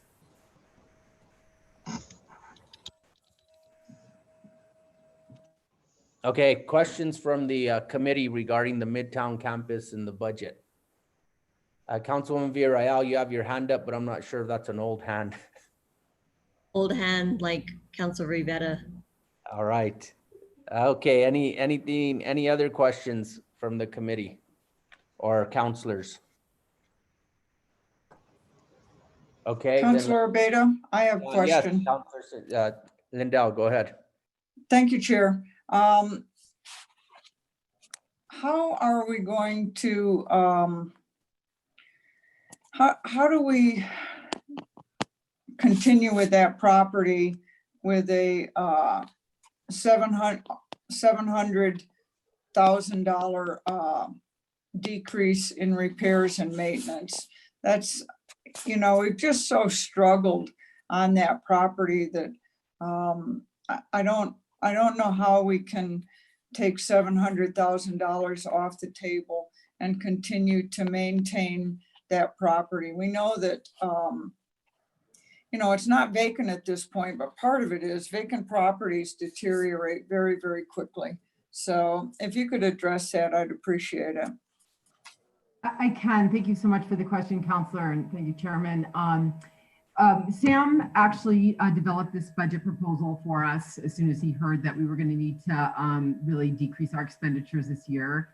And the thinking is that there has been a lot of stabilization investment that has occurred over the last year and a half or so that we've been really heavily managing the property. So, a lot of the boilers have been fixed or shut down, and the pipes have been fixed, and the roofs have been fixed. And that's not to say that there won't be incidental repairs required, of course. But a lot of stabilization has occurred. That the security company has really got a system going. They understand better how to secure the campus. Certainly with 100 homeless people being housed right now, it's a little bit of a different landscape for them, keeping homeless people out of the facilities. So this is definitely a pared down budget, and Sam is really efficient at taking care of the campus. And if anything were to need additional funding, of course, we would come back to make sure that we protected the asset.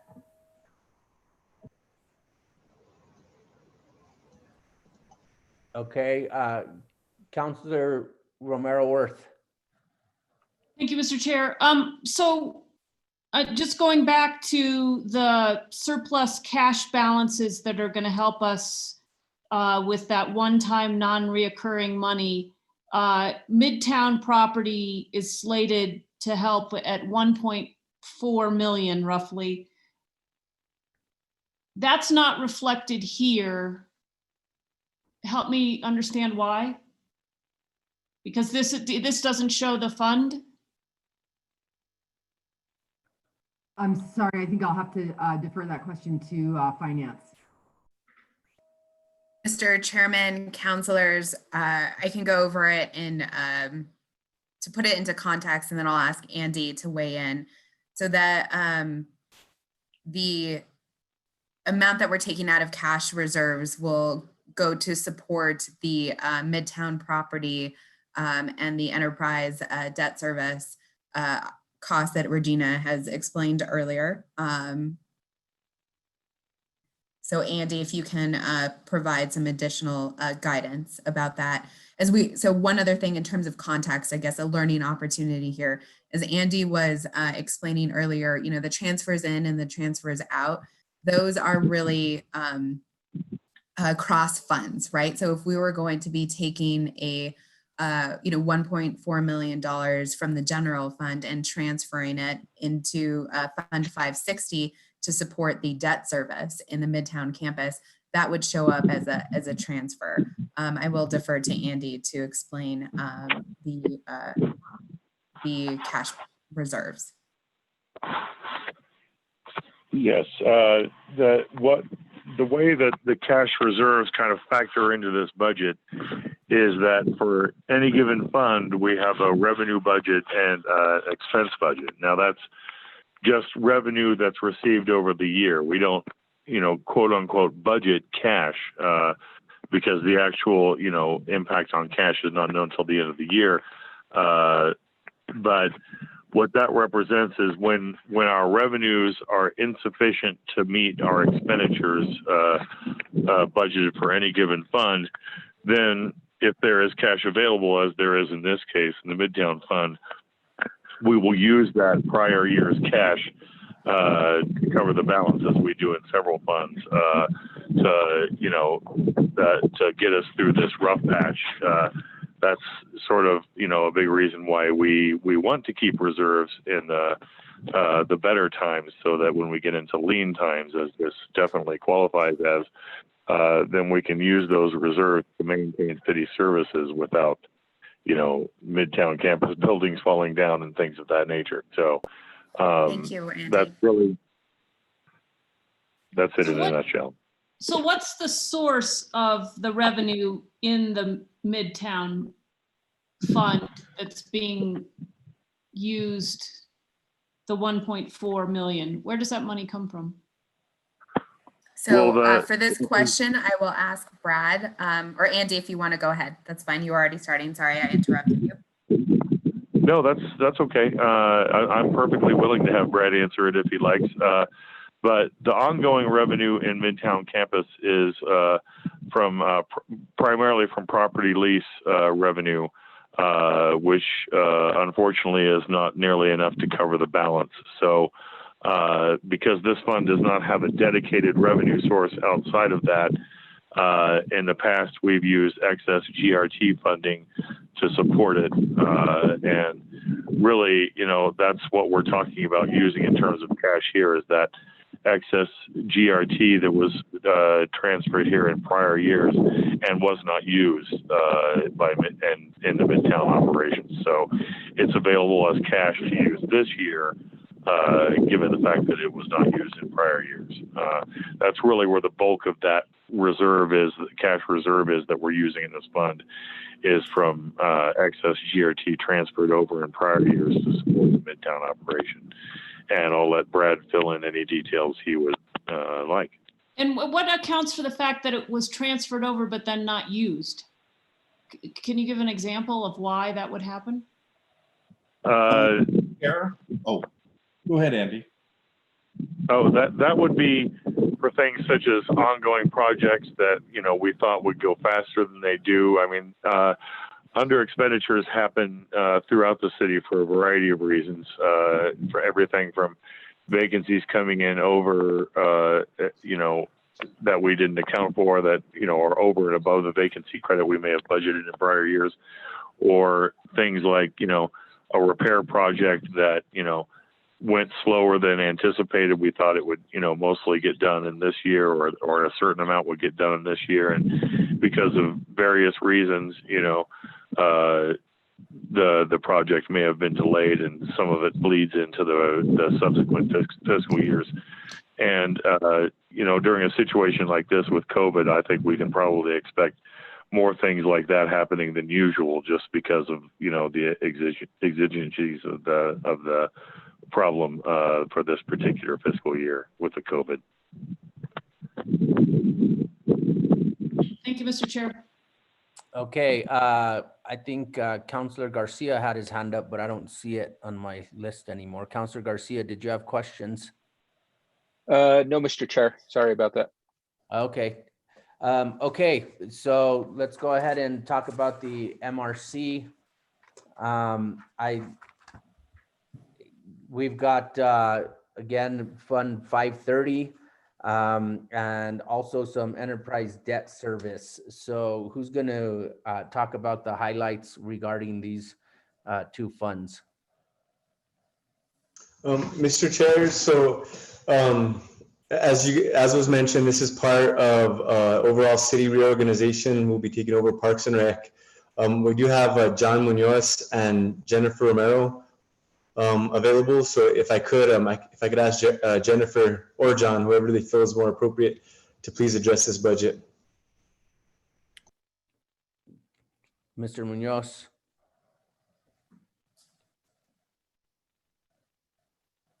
And I believe they need to be promoted from an attendee to a panelist.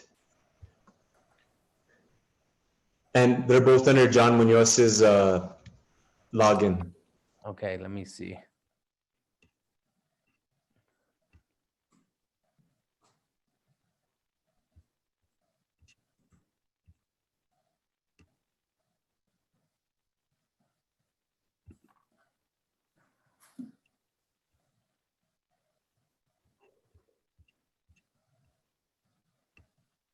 Joe, are you there?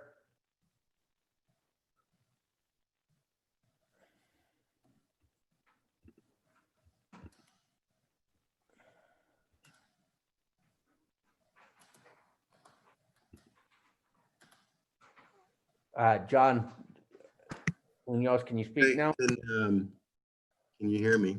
Yes, yeah. Okay, good. All right.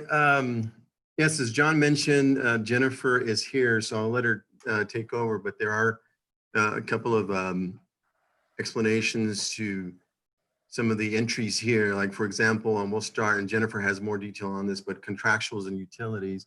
An example, that's utilities, but the other piece would be things like a crane service to help us replace lights in the field. That adjustment or reduction makes sense because fuels in all likelihood will not be used this year. Other things include grease service contracts like to remove from concession stands, which are also not operational. We will, obviously use some funds to service the restaurant. But we'll talk some more. And I just want to take this time before I hand it over to Jennifer to thank all of you and thank especially Councilor Rivera for the kind words. One thing that I will mention that we talked about lifeguards and about weeds. Over the course of the years, after many years of weeds being in the top 3 CRM complaints, they are at the bottom 2 pre-COVID. And also we were completely fully staffed with the lifeguards. But that was very difficult, and hats off to the team. And a few gray hairs later and a few wrinkles later, we were able to accomplish that. But let me turn it over to Jennifer to provide some details, if that's okay with everyone. Yes, Jennifer.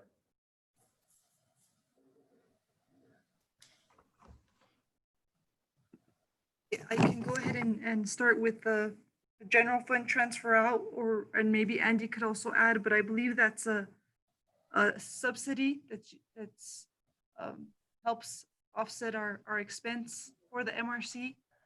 325,552 will be transferred out. Andy, can you confirm that?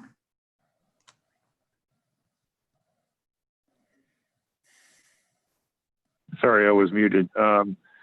In the case of the general fund transfers out, that is correct. The $25,000 is a subsidy to the MRC to offset their normal operating expenses, just to kind of close the gap between available resources and the expenditures projected for that fund.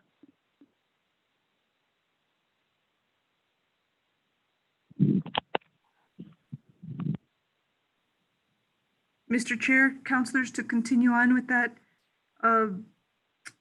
contractuals and utilities consist of our electric, gas, and our service contract needs. For the golf course, 26,800 was taken from service contracts. However, I do have a question on some of that. As John mentioned, it's our septic and grease cleaning.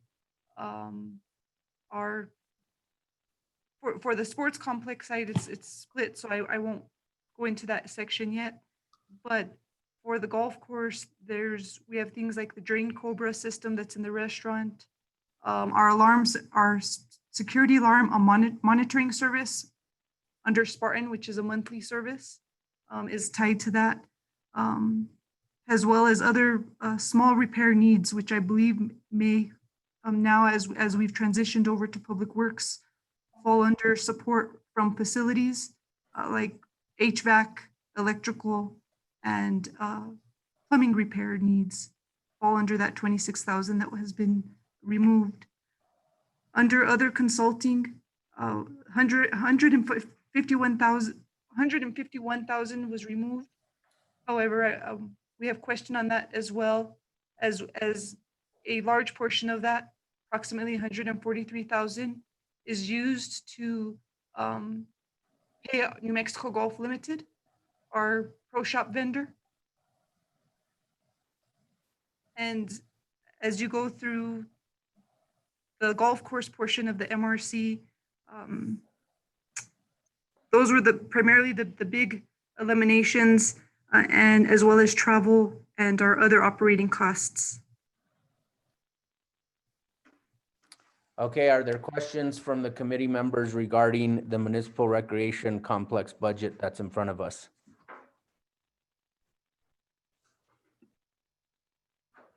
Questions? Okay, let me, someone's, Counselor Vihil Coppler. Thank you, Mr. Chair. I just want to clarify, did Jennifer say that there was a big portion that was cut out of the budget that pays New Mexico Golf Limited? Or did I misunderstand? Mr. Chair, Councilor Vihil Coppler, yes, that is correct. So if they are the ones who run golf, pretty much. I mean, we take care of the campus, so to speak, the golf course, but they run the golf program. So how are we going to pay them to do that? Mr. Chair, Counselor, I will confirm that that was in fact removed, and then we will provide that written confirmation to you. Okay. So Jennifer, can you go once again over I guess the paragraph you were speaking to? In my mind, I think of it as a paragraph regarding, I think it was, I guess it would be under contractual services, where you were discussing New Mexico Limited Golf. What else did you say was cut?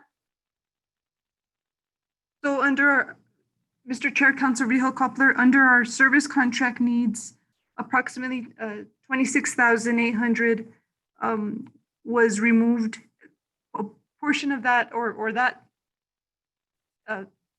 line item is used for our monthly security alarm monitoring. Okay. Our service for our alarms that are located at the restaurant, the pro shop, and our maintenance and admin building. We have our septic tank cleaning and grease trap cleanings for the golf course, as well as other small maintenance repair needs. For example, if there's a leak in the building, if there's a HVAC repair or a plumbing leak in any of our buildings on site, we reach out to our service vendors like B&D and Cateco for those service needs, as well as our other consulting, which is primarily New Mexico Golf Limited. All right, so my question, it sounds like some of those are essential, especially, of course, I mentioned New Mexico Golf Limited running the golf course, but also the alarms, since that's a pretty isolated place and they do have a great deal of merchandise in there. And we have the greens and the fairways to be cognizant of. I mean, people could just go in there and mess it up if we don't have any kind of security. And then I'm worried about the grease traps, because those, it seems to me, if they're not cleaned out, then those are a fire hazard. So how do you propose to operate if this money isn't restored? Mr. Chair, Councilor Vihil Coppler, I believe with support from facilities for some of our small repairs, having that support will enable us to be able to continue operation.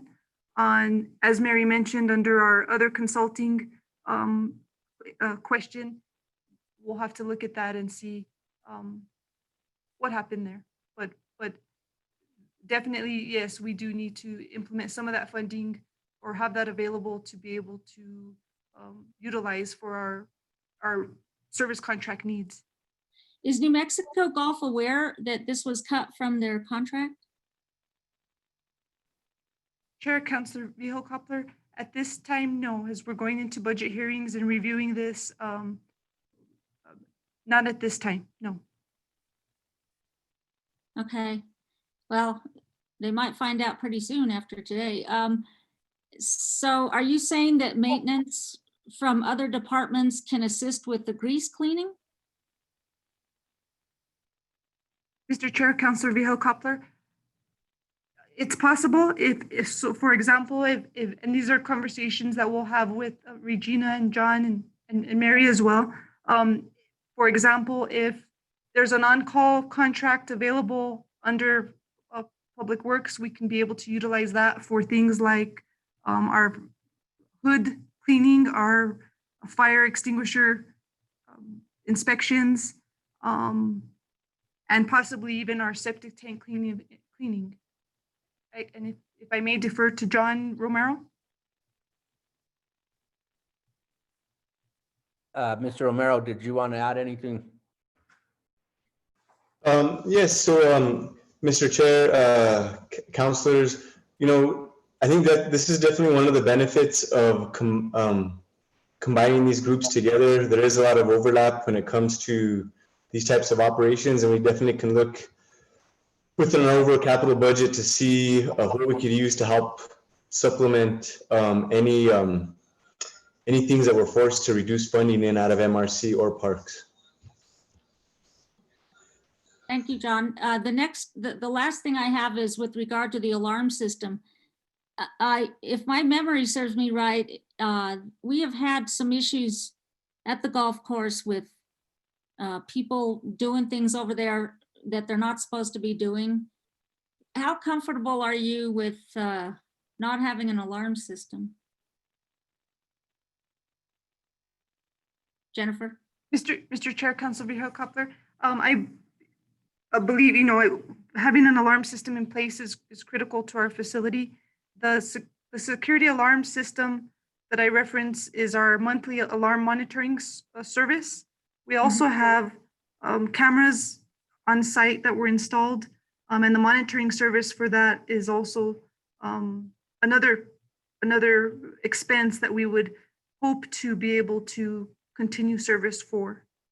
And that is, are you speaking that all of those alarm security, the cameras and the monitoring were items that were cut?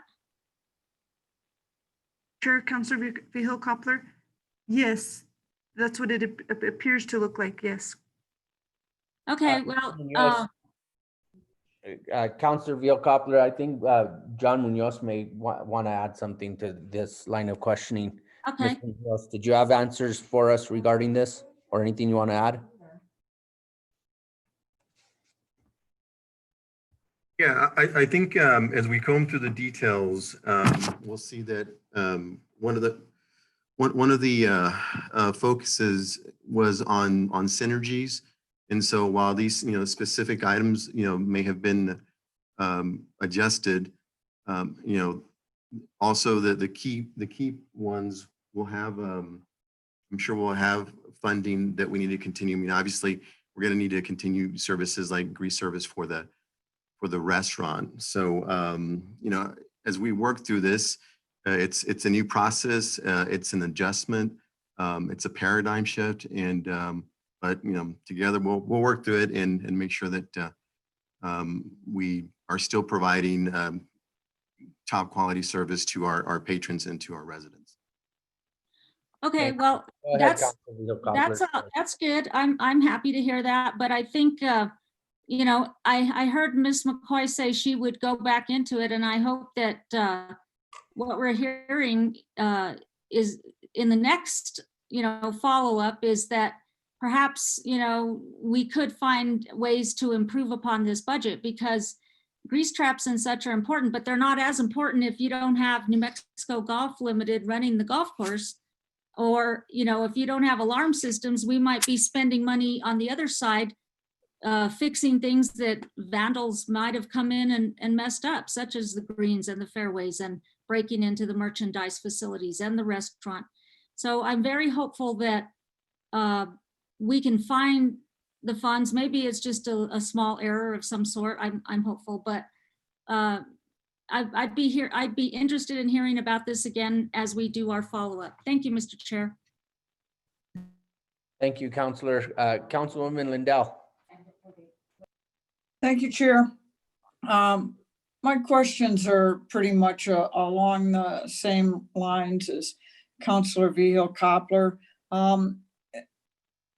To Mr. Romero or Mr. Munoz, did we have an actual dollar figure on the New Mexico Golf Limited contract?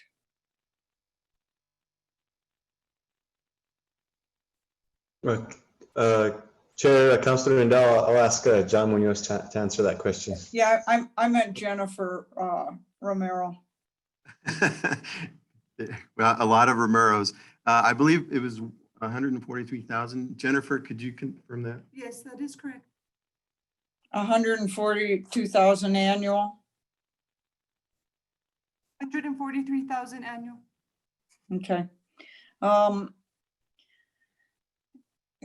I think that we need to reassess this, and we certainly need to reassess about having some kind of security out there. We've had break-ins before, and as Councilor Vigil Koppler addressed, it's one thing to break in and steal merchandise. It's another thing to do damage to the course, which certainly could happen very, very quickly.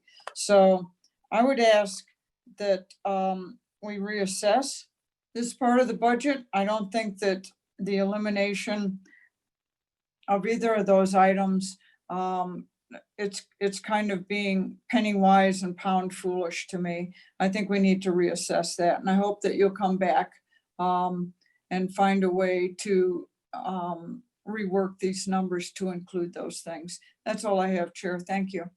Thank you, Councilor Lindell, and I would agree. I think that overall, we're only looking, well, not only, but we're looking at a 29% decrease to this budget. We do need some assurances as we move forward that that decrease will not have a negative effect on our ability to provide the level of service and security and the other things that we need to do with the golf course. So let's go ahead, Ms. McCoy, if you can make a note of that, and that's something maybe we can go back to as one of our follow-up items. Mr. Chair, yes. Mr. Chair. Mr. Chair. Yes, Councilwoman Romero Worth. So, I mean, I completely agree.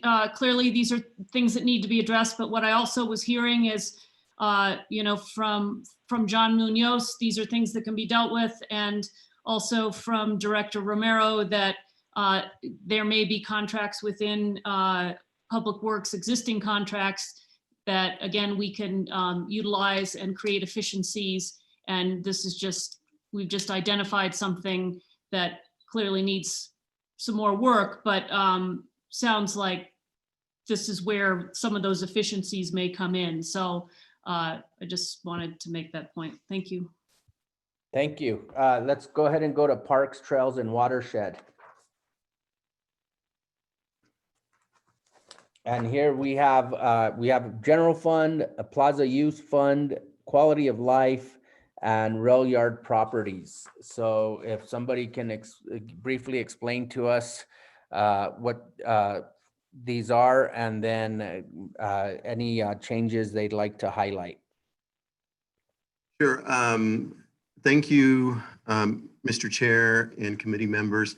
Let me highlight some of the larger variances. So as an example, contractuals and utilities, predominantly utilities and contracts here. So the change here was of 18%, or 506 was focused in on water. So just more efficient use of watering. This year we did water and irrigation audits, and we've replaced some heads and pushed some efficiencies. The capital outlay variance of $166,000. Those were, primarily equipment related to mowing that we feel that one of the synergies that we have with Public Works is, for example, in streets, the crews are out there already. They have.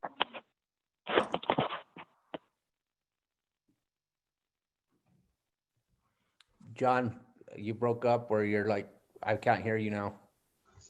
I think we lost him. He's not on the. Yeah, I got lost for a while. Sorry. So I'm back. Okay. So where was I? The capital outlay variance. So that's a $166,000 adjustment, primarily equipment based on the synergies with Public Works. The streets team already has some of that equipment and some of the crews there, and so that was a savings that we were able to see.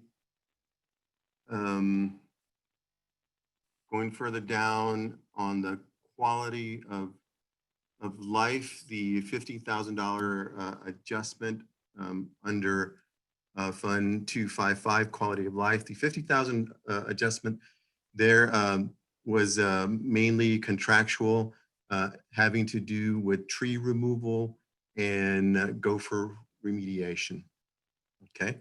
And as we go further down, Fund 255, Rail Yard Properties, the adjustment there of $51,000, $51,500, it was primarily a contract with security, and so that was reduced. Other questions or other highlights that I will be happy to cover and stand for questions. Okay, questions from the committee regarding parks, trails, and watershed. Councilwoman Romero Worth. I'm sorry, John, I missed it. So the quality of life contractuals was primarily what? Quality of life contractuals, Fund 253 was primarily the bulk of that adjustment is gopher remediation, or prairie dog remediation and tree removal. And so, I mean, overall, all of these contractual, whether they're general fund, quality of life, or rail yard properties, these are services we contract out to have certain things done, correct? That's correct. That's correct. And what else was in that quality of life contractual line item? Those were, Mr. Chair, Councilor Romero Worth, those are primarily the two or the only two contracts within that fund. Okay, I guess this brings up a point. I am sort of interested in this line item in overall across the budget. We see big percentage changes in contractual services. And I think this is where the devil is in the details. Like, what things are we letting go of that we're not aware of? And do we want to, I don't know, make a case for some of these things? I don't know. Or do we at least want to be aware of what we're letting go of? Yeah, that's a good point, Councilwoman Romero Worth. But I think it also, what you stated earlier about by consolidating these departments and reorging, then we can create some efficiencies. And so maybe what we do is once we approve the reorg, we ask for a follow-up regarding, okay, for example, if Parks and Trails and MRC are in Public Works now, then Public Works can give us a report. We cut the budget back in July in these areas. It's now part of Public Works. Are we okay that we did that because of the efficiencies we created in doing that? Right, or are there, are there places where there weren't efficiencies to be had? We don't have contracts that these kinds of things could fall under it.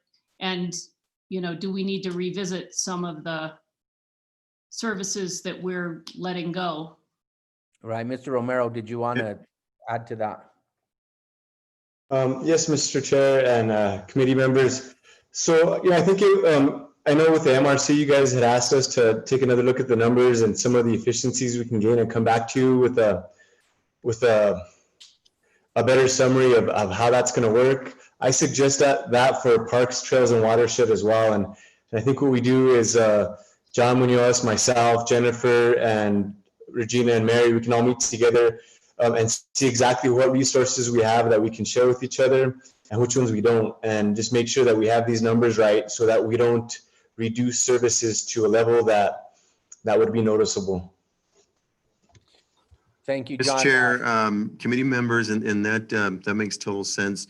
One of the factoids I'd like to also share is that on tree service, the team during the last couple of years has done an extensive tree audit where we removed 11 trees of significance. Those are older, larger trees, and removed about 279 young or other trees. And so there has been some work and some efficiency to get us to this point. But definitely we will get together as Director Romero mentioned it, and we will look through our plans and how we execute this. Ms. Wheeler, you have your hand up. Did you want to add something on this point? I do. Thank you so much, Chairman. And while I completely agree, and I think that we will definitely all get together as a team and identify the opportunities for synergy and how we can leverage equipment across the new division in Public Works. I did want to point out something that it doesn't seem like it's been mentioned, is that all of the divisions have experienced a major budget cut in this proposal. And so to think that all levels of service are going to stay the same and that there's excess capacity in facilities, particularly as that facilities could help with maintaining their budget was cut drastically. So I think we are going to have to realize that the level of service that was previously possible in last year's great budget is not going to be possible in this budget, and that and it probably is worth really being honest about that and maybe possibly highlighting where those changes would occur. But we haven't had a chance to sit down with Parks and MRC yet and really talk about, what can we put together, what can we compensate for across the department, and then where are there actually going to be gaps. Thank you. Councilwoman Romero Worth, did you have anything else? You're muted. Sorry. This is one of the things that I've been concerned about, and I understand that, our level of services is going to be affected, but I think we need to hear exactly what is being affected. And I think it's just better to just get it out there and be clear about it. I mean, we know services are going to be affected. I'd like more detail about what specifically we're going to experience. And I mean, clearly we don't have a choice given the budget situation we're in. Thank you, Councilwoman Romero Worth. Councilwoman Villarreal. Thank you, Mr. Chair. So I think MRC fits in this complexity and my concerns about the separation of Parks and Rec. And, to me, thinking about parks and trails and how they fit into Public Works, there's an element of health, safety, and then well-being. Those all should be taken into consideration, knowing that there may be some reduced services. So I guess what I was wanting to convey is that we had tried this separation in the past, and there was several reasons why it didn't work. I think what it didn't work, or what tended to happen, is that parks maintenance was not a primary focus, but rather because it was under, in the past, Public Works, there was more of an emphasis on large capital projects. And so what worries me is more about the scope creep, where parks will end up helping or trying to transition into Public Works and helping with their projects, especially because we'd been short-staffed in Public Works. And what I'm wanting to understand, and these are safety issues, is who then takes on the responsibility, since it's under Public Works, cleaning the arroyos, when there's not just debris, but when we have homeless camps in arroyos or in culverts, and who ends up prioritizing that, or who takes that on? Also, who takes on medians? Because to me, medians always have made sense to be under Public Works, and that it should solely fall under Public Works. So that change, I think, makes sense. I'm just trying to understand in terms of dedicated employees, and if you all have talked about these details, who in Public Works have dedicated tasks that fall under like what would be considered parks, especially because parks, the numbers of our staff have reduced considerably, not just temporary, but other staff. So I'm just trying to understand the balance, and if maybe someone could explain or make me feel like you all have this figured out, because sure, there's a maintenance side of things, but there are activities that happen on our parks. Not only activities, but the fact that parks are kind of our sanctuary right now for the pandemic. And it's really the only place that local people feel like they can get away and enjoy. So to me, the parks piece is a really important aspect. Okay, golf, playing golf, you know, maybe those services or the activities will reduce, but I guess I'm just trying to understand how you all are gonna find that synergy, because in the past it didn't work when it was separated. There was a lot of confusion as to who was gonna take what. So can somebody explain that? Because this is a big change to me. Median changes, like moving those over to Public Works, maybe even trail maintenance, moving that over to Public Works, that completely makes sense to me, because those are really like the engineering and structural things that we need to take care of. The parks itself, there's a maintenance aspect, but there's also like activities and things happening at our parks. And so I'm wanting to know how you all are going to find that balance. Mr. Romero, do you want to try to address that? Yes, Mr. Chair, thank you, Mr. Chair and Councilor. I definitely can understand concerns with it being taken, a certain operation being taken over by a department, and the department not, a worry that the department may not have the same priorities. But in my opinion, that's not the case. I was here when Parks and Rec were both in Public Works, and I honestly felt that it was a very good coordination. We have a lot more in common than meets the eye. I think a lot of the quality of life that Parks provides, a primary driver of that is the condition of our parks. Yes, there is some permitting of use of our parks, and that can continue to happen.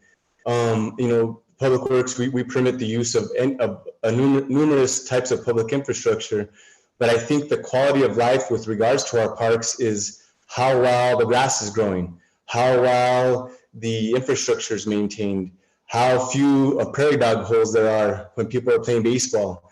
And what I noticed when it was with Public Works is there is a lot of overlap. When irrigation system goes down, at what point does it change from a maintenance project to irrigation upgrade project that facilities manages? And the fact that we're both in the same room on a weekly basis for a division staff meeting, I think there's a lot more coordination with that. Making our parks work, there's a lot of capital that needs to be involved in that. Public Works primarily handles a lot of our capital budget, and I believe, again, when we're in the same room on a weekly basis, we're all more aware of what capital needs there are in the parks. As far as us poaching parks people to do our dirty work, right?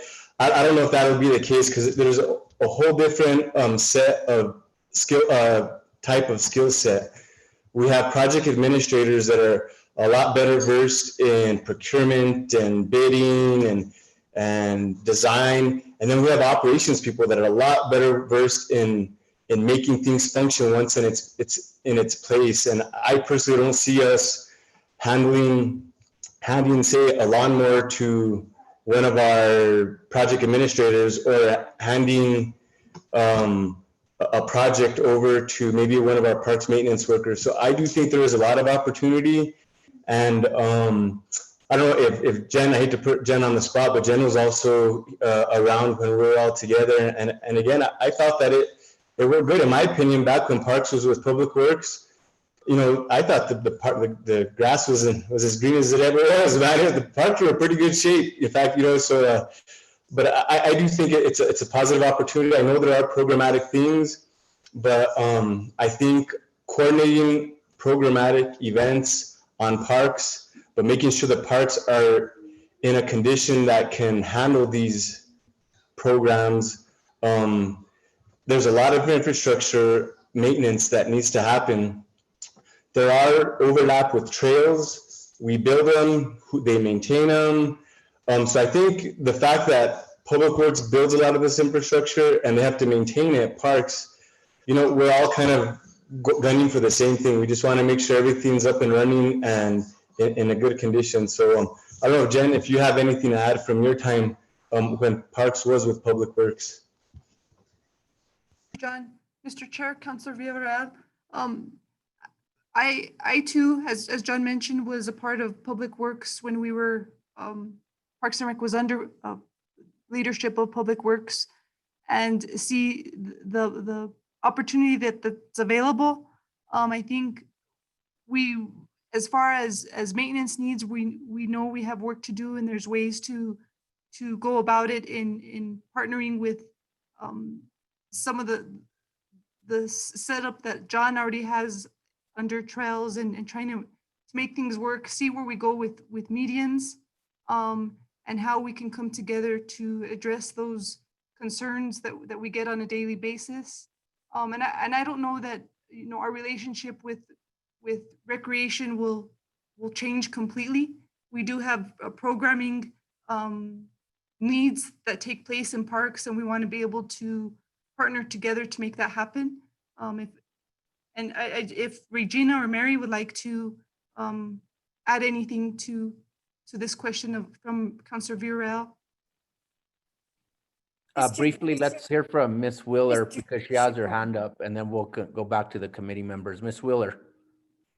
Thank you so much, Chairman. That was an old hand. Okay. Didn't really have anything to add. I feel when we spoke with that the other day about this proposal to bring parks into Public Works again, we talked about the pros and the cons and how it had worked in the past. And I think some of the superintendents were with us at that time when it was together. And I guess the one thing I was going to address that Councilor Villarreal brought up was helping with the capital projects. And might have been a time when there was the big parks bond and there was sort of like that it was sort of a little bit confusing between operations and capital. And I think we're much cleaner now with our capital projects. They're really well defined.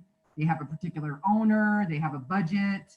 Of course, they involve their stakeholders, but I think our capital process is maybe a crisper as a result of the things that we learned at that time. And so I feel super confident that the capital projects won't take away from the parks, but actually, like John was mentioning, probably even help the parks because we'll have much better coordination. Like one example was it took us until like a month and a half ago to replace those bridges on the trails.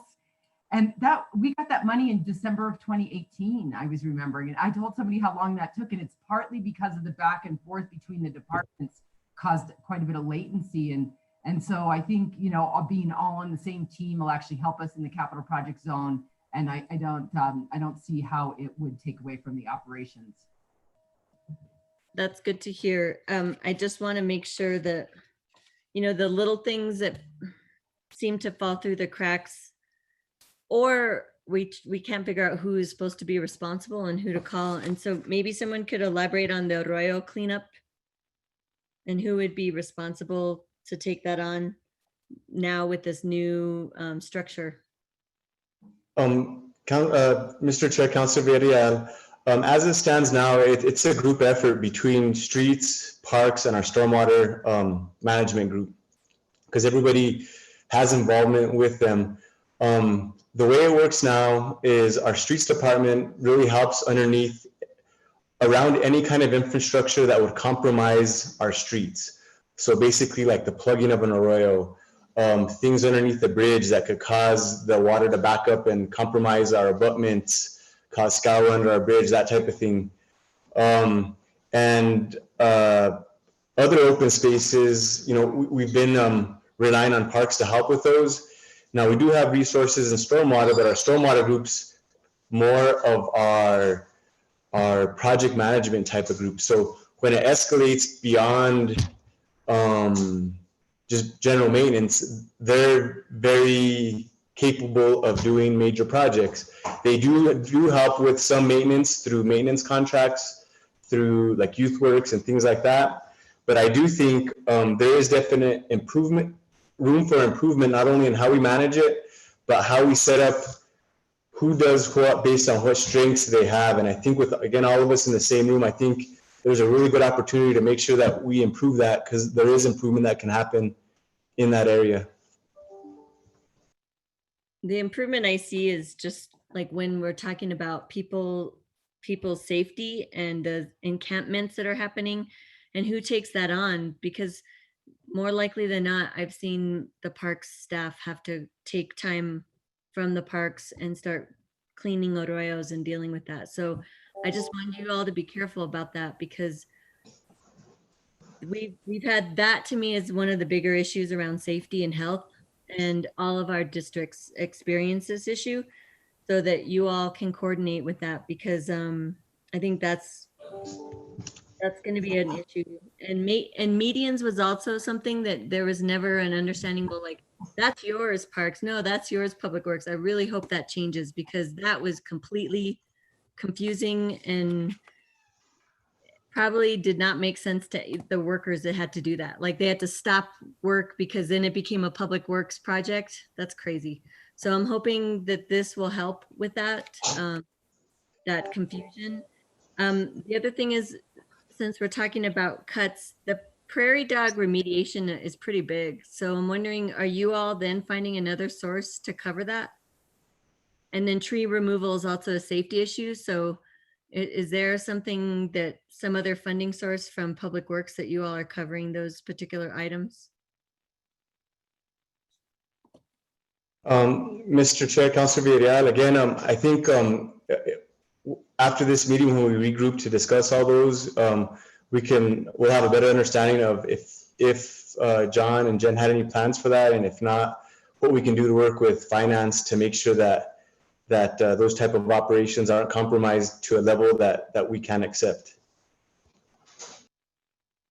I hope so. Those two are important. And then the other piece was the security elimination at the rail yard. So isn't that a larger security contract that covers all parks? And was this particular one removed for a reason?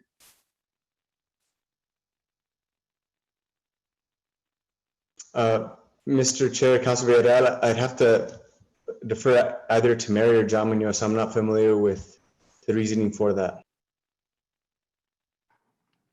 Mr. Chair, thank you, John. Mr. Chair, Councilor Villarreal. So yes, you are correct. That is part of a larger contract with Chavez Security. And this was an enhancement where we wanted security to do patrols. Currently, or the original contract involved Chavez Security locking and opening gates and bathrooms. And with this plan, we had increased patrols, and we're planning to increase patrols in the future. So that was the revision to this contract. So they'll still be at the rail yard then? Security? They'll be at the rail yard, opening and locking bathrooms, or just checking doors. No patrols at this time. But no patrols. Okay. Well, that's one of our hot spots. If you just ask the police, that's where they go to often, probably more so in terms of security issues than the golf course. So just want to make a note of that. Understood. I think that's all I have for now. Thank you. Okay, Councilwoman Cassette Sanchez. very much, Mr. Chair. I think I had expressed some very similar concerns as Councilor Villarreal at the beginning of the session, but John Romero, you did make a pretty good case for some of the positives of things that we can be exploring here. And I think that it is really important to Councilor Romero Worth's point about understanding what service levels are being reduced as opposed to what services are no longer needed. Because I know that that is a piece of these contracts, is that there are contracts that we no longer need because it was a one-time purchase or a one-time contract, and it's done and it's fine. I think that's going to be really important as we are looking at these pieces, and as we come back to this, us really having an understanding of what that looks like, as well as for us, I think about what are our priorities going to look like as this budget shifts, because I think that we can all agree that given the volatile circumstances, that what we pass at the end of this month is inevitably going to change. And so that's something that I think is going to be really important to me, is understanding what service levels are we giving up right now, but that aren't necessarily, we've lost the need for them. So when we come back for that conversation, that's something that I really hope to have highlighted. So the other piece that wasn't mentioned as much, although it was definitely referred to, that I mentioned at the beginning, was my concern around some other pieces that make our parks unsafe, which is, there's frequently needles in the park, the homeless encampments, not just, as we clean them up, but who's in charge of breaking them up, and how that coordination between Public Works and I would assume PD and fire is happening. And so really, as we're looking at this reorg and as we are looking at some of these processes that we know to be a problem, I don't know if you have thoughts on that right now, or if that is something else that needs to be discussed. Looks like Regina has a thought. Yeah, Ms. Wheeler, go ahead. Thank you, Chairman. Thank you, Councilor Cassett Sanchez. Well, I've gotten a little closer to our strategies of working with homeless people in the last few months, and I think I would say a few things about it. One of them is that right now we're actually not breaking up encampments, so we're not, having people be more mobile in the community and to prevent unsafe COVID potential there. There are also quite a number of homeless people housed right now, 55 at Midtown, 45 in hotels, another probably 60 at the shelters. So that's a bunch of, and I think our commitment now that we have this experience of what a difference it makes is to continue that kind of housing levels if we possibly can. So we're working on sort of long-term plan, talking to a lot of partners, learning about how this could be done economically and feasibly.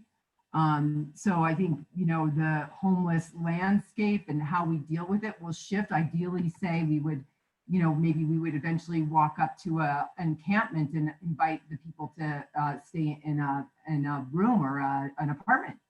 And so we're working on that. And then the last thing I would say is that new department that will have fire, police, and community services in it, I think that's one of the big new things, tools that we'll have to address those exact situations, to go in and assess who are the folks, what do they need, how can we help them, and so I think that whole landscape of, because last year, Parks Department spent just a ton of time breaking up a homeless camp, tearing it down, only for it to be rebuilt a quarter mile down the river, and then to do it all over again. And that's really, I think we calculated last year that we spent like $3.5 million not solving the homeless problem.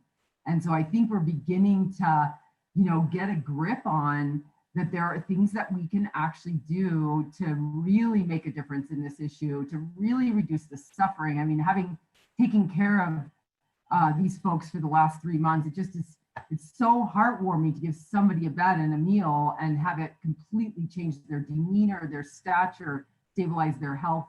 So I think just to say it's a much larger issue than breaking up homeless camps. And I think we're going to take it on in a much more holistic fashion.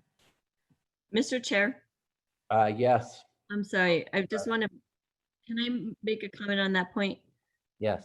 Yeah, we do agree that there's a better way to support people experiencing homelessness and getting them shelter that makes sense, that's safe. But the short term is what I think about is their safety and the fact that they're in Arroyos. And if we have rainstorms that we've been having, they are at risk as well. So when I talk about removal of encampments, it's more about the safety of those people trying to find shelter in a very precarious area. So Yes, thank you so much for bringing that up, Councilor Villarreal. When we hear about an encampment, the very first team that goes on site is Melissa McDonald and her team to assess if they are at risk for either their own injury due to being in the arroyo or their injury to other private property due to, say, blocking up a culvert or something like that. So that, you're right, that's an absolute top priority and is our first assessment of every encampment. Councilor Cassette Sanchez, did you have any other questions? Yeah, sorry, just thought of one more. We have a contract on our finance committee agenda tonight that actually I had asked about this, and it sounds like there's some overlap between this conversation that we're having about who does what and when and that contract. Melissa, you were able to give me such a lovely detailed response to that question. I feel like it's relevant here, and maybe just a very brief comment if I am correct that it is relevant.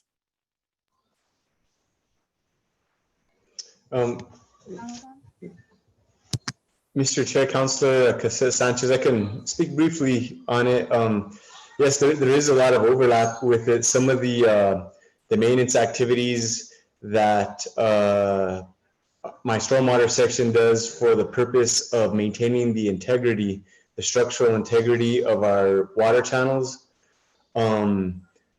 are similar types of things that parks can use for other things, aesthetics, control of noxious trees or weeds or things of that nature. So again, instead of both divisions, even if they're in different departments or not, instead of both divisions going out to procure the same services, one division can coordinate with that other division and make sure they incorporate everything that they would need as well. So that way we only have to go out to bid once, manage one contract, go to committee and council once, and then it's a contract that can be easily used by several people or several groups. That type of coordination will only improve, again, when everyone's in the same room on a consistent basis to make sure that we're not missing those opportunities in other areas. Thank you. Did that answer your question, Councilor Cassette Sanchez? Yeah, sure did. I yield the floor. Okay, Councilor Lindell. Thank you, Chair. I'm just gonna tag on to what Councilor Romero Worth and a couple other councilors have said, and that is on these contractuals and utilities. I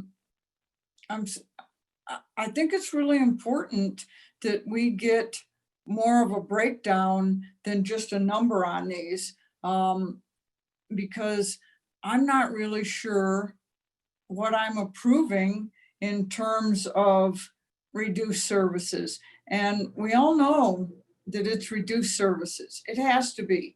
Look at the amount of money that we're cutting out of this budget.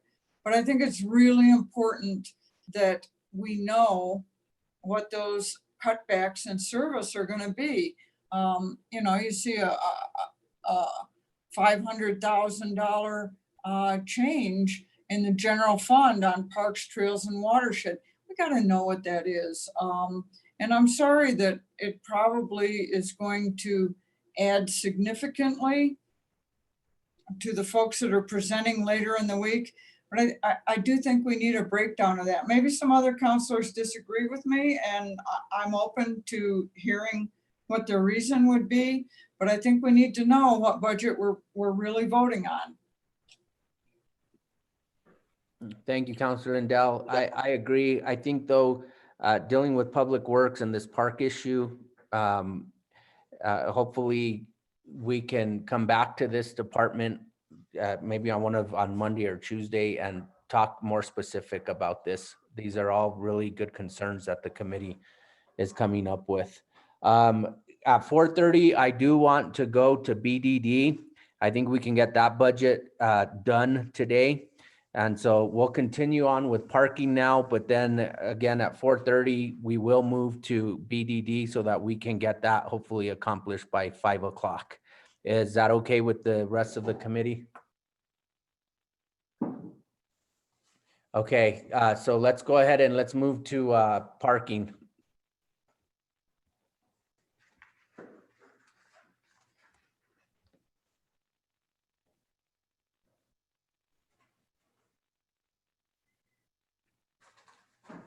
I'm on mute. Sorry about that. I'll try to be fast.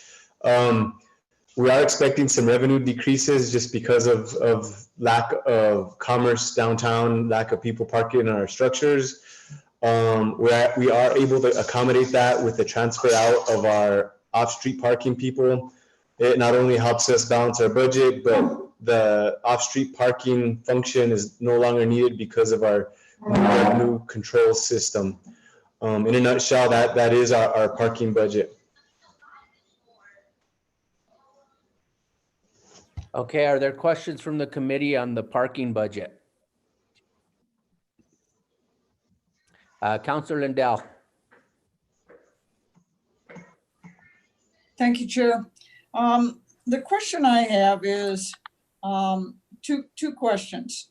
We had 13 positions that are no longer needed in parking. What was the strategy in placing those employees in other positions? Did they go into what departments, how did we decide what departments got to fill a vacancy and that they were critical positions that needed to be filled? Mr. Chair, Councilor Nda, that's a very good question. It was a function of several things. Now, the vacant positions that we placed these people in were positions that were deemed to be critical and that were going to be filled regardless through advertisement. So once we had a good idea of what types of positions we had that met that criteria throughout the entire city, then we looked at our individual employees and tried to match them up as closely as possible with pay grades, with skill sets, and that's how we did it. Okay, one more question on parking. On the debt service, how can their debt service go away? Does that mean that they're no longer, that we've made a decision that they no longer have any debt service as far as the convention center goes? Mr. Chair, Councilor Nda, if I could ask Mary to elaborate on that. Mr. Chair, Councilor, debt service actually in the Fund 560 increased from FY20, where it was at 939,000 to 1.1 million, 1.2 million in FY21. So there's an increase. Mary, if I could speak to that. And you're correct that the convention center debt service is in Fund 560. You'll also see debt service in that was in 535. And that is the new parking equipment loan. And that was also moved to Fund 560. So it didn't go away, it just was moved. And so the 221,000 increase it's in 560, most of that is the movement from Fund 535. Okay, that's what I needed to know. Thank you. Okay, Councilwoman Romero Worth. Thank you, Mr. Chair. So do we know where those parking folks are going? Did I miss something? Mr. Chair, Councilor Romero Worth, yes, we do. We've been actually working on it up until this point right now. So we are going to be notifying them officially tomorrow of where they are going to be relocated to. I have reached out to them prior. I reached out to them, I can't remember if it was last week or the week before, but once we conceived this idea, I did let him know of that potential. I told him I would let him know as soon as I had all the information. Again, we will be notifying them officially tomorrow, not only with a letter, but through a virtual meeting. So, Director Romero, when that notification goes out, once you guys have figured that all out, can you come back to us maybe next week if that's appropriate and just let us know what departments received those employees? Mr. Chair, Councilor Romero Worth, yes, definitely. And I think I appreciate you allowing me to inform them first before I share that information with everyone else. Thank you, Mr. Chair. Thank you, Director Romero. Thank you. And I just want to commend you, Mr. Romero, and I guess the city manager and the mayor for finding positions for these individuals. Sometimes in other organizations, especially the private sector, when you stop providing a service or you do some kind of elimination of services, you eliminate positions and you get rid of people. And in this case, we're actually finding positions for them. And I just want to commend you for doing that. Thank you. Okay, our next section of Public Works is streets and drainage. Yes. Go ahead, Mr. Romero. So, Mr. Chair, so real quick, the funding sources are similar to some of my other divisions. A lot of it's funded out of general fund. There is 330, I believe that is still the 0.5% GRT fund, I believe. Mr. Chair, John, that's the CIP, streets and roadways. Okay, thank you for the clarification. In this area, the one question that Councilor Villarreal had, is this where we're splitting Tomas? And yes, we are splitting him between, he is acting as both our Streets and Drainage Division Director as well as our Sole Transit Division Director. In this current budget, the Streets Division Director is proposed to be frozen. One of the reasons behind that is it is funded out of our general fund, which is again the fund that got hit the hardest. And we have spoken to Tomas. He's been doing an excellent job managing both divisions. I feel he's capable of doing it.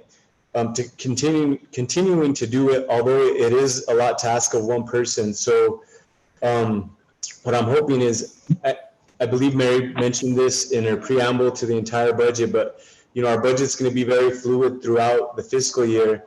And if for some reason revenue projections are coming in better than thought, and we have some kind of mid-year type of budget adjustment, this would be one area where I would ask if we can look at funding it at that point, if we realize additional revenue.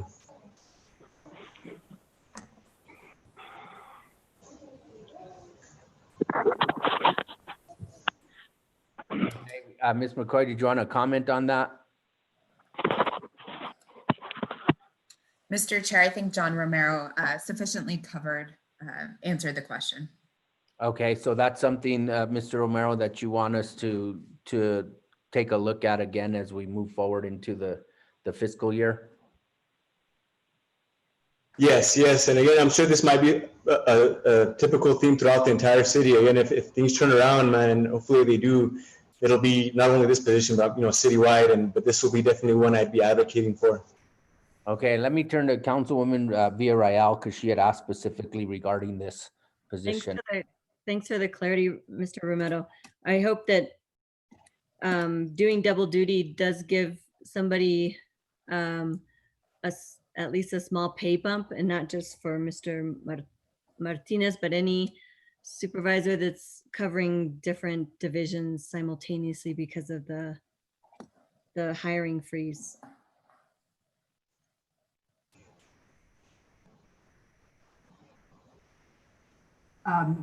Chairman, Councilor Villarreal, was that a question? That was a comment. Okay, sorry. More than anything, I mean, I guess you could answer if that's happened. And I know there's other positions where people are doing double duty because of the hiring freezes. So I'm just wondering if that's how it worked in this case. It is actually Tomas Martinez has been getting the increase in pay associated with being an acting director since Javier had left. Thank you. I don't suppose we get to give him another increase in pay since Keith left. So he's, yeah, right. But he has been getting that, and he has, like John said, he's been doing a great job, and he really enjoys it, and he's in great spirits. But we'll definitely, like John said, you know, make sure that they're doing all right, the operation is doing well, and communicate any need for adjustments. Councilwoman Lindell, you have your hand up. Did you have a question regarding streets and drainage? No, Chair, I didn't. Thank you. Okay, are there any other questions regarding streets and drainage? Okay, then I'm gonna pause there, and I'd like to go to the BDD budget so that we can get that hopefully taken care of by 5 o'clock. So Ms. McCoy, is someone gonna put BDD's information on the screen for us? Mr. Chairman, yes, we have several different representatives from BDD that we have invited to present. So I would encourage one of the invitees to share their presentation. Mr. Chair, Yes. I'll be opening up for BDD. Oh, yes, go ahead, Councilwoman Vihel Coppler, please. Thank you. I think, well, first I'd like to introduce Nancy Long, who's on screen. She is BDD attorney. We also have Mackie Romero, who's in charge of our finance, and we have Rick Carpenter, who is our facilities manager out at BDD. I don't know which one of you has the option to screen share, starting with the organization, the governance chart.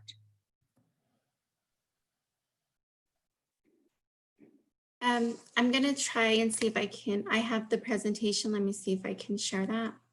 Okay, thank you. Can you just give us just a second to do that? But while she's doing that, and it'll make sense to you when, or more sense, I should say, when you have the chart in front of you. The purpose of our presentation separately from public utilities is basically to educate the public and some of the counselors who may not know, so some of the new counselors, that the Buckman Direct Diversion Board and its associated employees and attorney are not a city, solely a city organization. We are, the city is the fiscal manager for our funds, the fiscal agent. And with that, now that you have the chart in front of you, I'll explain. If you start at the very top, the city of Santa Fe is an owner. Las Campanas is a limited partner, and Santa Fe County is also an owner. And all of the functions out at the BDD are managed by the board. And the board consists of right now, well, 2 city councilors. Right now, I'm one of them, and I'm the chair. Councilor Carol Romero Worth is the other city councilor, and we have an alternate member, Councilor Signe Lindell. Las Campanas Entities is, the board member is Tom Eaglehoff, I believe the alternate is Jim Lightfoot. On to Santa Fe County, who is also an owner, Anna Hansen. Commissioner Anna Hansen is the vice chair. Commissioner Anna Hamilton is also a board member, and Commissioner Henry Roybal is the alternate. And so if you look further down, the board has its own attorney, Nancy Long of Long Comer and Associates. And then our facilities manager is Rick Carpenter. But since the city is the fiscal agent, Rick reports to the board, but he's physically supervised by the water division director. So below, Rick manages the BDD operations, BDD administration, and BDD maintenance. Clearly, we are a separate entity. And right now, I just want to mention, since we are in a budget hearing, that the Santa Fe County has approved the BDD board's budget. And today we will be reviewing our budget with you all. Behind me, you'll see a portion of the BDD operations. That's courtesy of Bernadine Padilla. I stole that from her. She might not know it. If she's watching, she probably recognizes it. I want to give her a photo credit. It's beautiful out there. For anyone in the public, I think you should know that Bernadine, our public information officer, does give tours, and this is a facility like no other. It is major, major big. This is where we produce our drinking water out of the Rio Grande San Juan River Basin. So right now I'm going to turn it over to Nancy Long, our attorney, and she's going to be more specific about what makes the BDD a separate organization, what the statutory requirements are, and I'll let her go from here. Nancy? Thank you, Counselor. Good afternoon to all of you. And we did think it would be helpful to provide you with some background as to the legal status of the BDDB and the various agreements that govern the operation of that project. I won't get into too much detail. There is a lot that we could touch on, but my purpose is to give you an overview. And some of you will know this and some of you will not if you have not been on the Buckman board or necessarily involved in any of these issues. So as our chair indicated, BDDB is a joint powers entity and is owned by the city and the county. All of the facilities are. It was created in 2005 under the New Mexico Joint Powers Act. And a joint powers agreement was executed by the city and by the county at that time. Under that JPA, the city and the county delegated to the Buckman board all powers necessary or implied to run that project. And as the chair indicated, our board consists of 2 city councilors, 2 county commissioners, and 1 citizen member. And the citizen member is elected by the other members of the board. All of that is contained in the JPA. Over time, that JPA was amended to allow for a Las Campanas representative, and that representative is a non-voting member, but is allowed to attend meetings and to contribute. They are termed the term is used to apply to Las Campanas as a limited partner under another agreement that we operate under, and that's called the Fiscal Management Operations Agreement, or Project Agreement, or known as the FOPA. So the Las Campanas is a party to that agreement, and that agreement sets out how costs are allocated among the parties depending on the facility that the cost is attributable to, and also depending on the parties' either capacity in the facility in terms of its water rights or in terms of the water that it actually takes. Now the city of Santa Fe has been the project manager and fiscal agent for the board since its inception in 2005. And the New Mexico Joint Powers Act provides that the city, as the administering agency under the JPA, is considered as an entity separate from the parties to the agreement. That's to the board's chair's point about the board really being a separate entity from the city.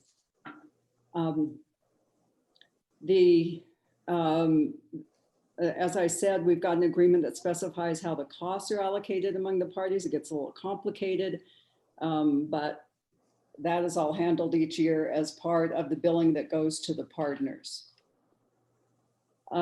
Each year, under the JPA, it's required that each year the board prepares a budget, and its staff person, Ms. Mackie Romero, prepares that budget with input from staff. And it's prepared and is then approved by the board and recommended to its partners to be formally adopted by both governments. If there is not an approved budget, which has never happened before, but if there is a failure to have an approved budget, the prior year's budget applies. Now, the city's role as the project manager and fiscal agent, which, as I said, they have been since the inception of the project, is governed by its own agreement, the Project Management Fiscal Services Agreement. And the city is responsible for among other obligations, they have to provide the staffing. So all of the employees at the BDDD are city employees. The city is to carry out the directives of the board, and the city is to implement the budget. There are many other obligations and duties of both parties, but those are the ones most pertinent to today's discussion. So I hope that is a little bit of helpful background about the agreements that govern our operations, as well as the method for which the budget does get considered by the board and then goes off to the contributing entities for their review and approval. And then I'll turn it back to the chair so that we can continue with the budget presentation. Thank you, Nancy. I will then turn it to Mackie Romero and Rick Carpenter to go over the specifics of the budget. And then after that, I believe we can stand for questions. Rick? Thank you, Councilor Hill Koppler. This is Rick Carpenter. I have some introductory comments, and then Mackie will step us through the budget, at least at summary level, and in as much detail as the committee would like. I want to just reiterate some of the things that were already said. The BDD is in many ways a unique facility. First of all, it's a flagship facility. The city and the county and Las Campanas invested $220 million. All of it, almost all of it, were local funds in the facility. And we are charged with providing drinking water to 3 different partners, the city, the county, and Las Campanas. And it's Rio Grande water that we divert from the Rio Grande. It's difficult to treat. It has many challenges.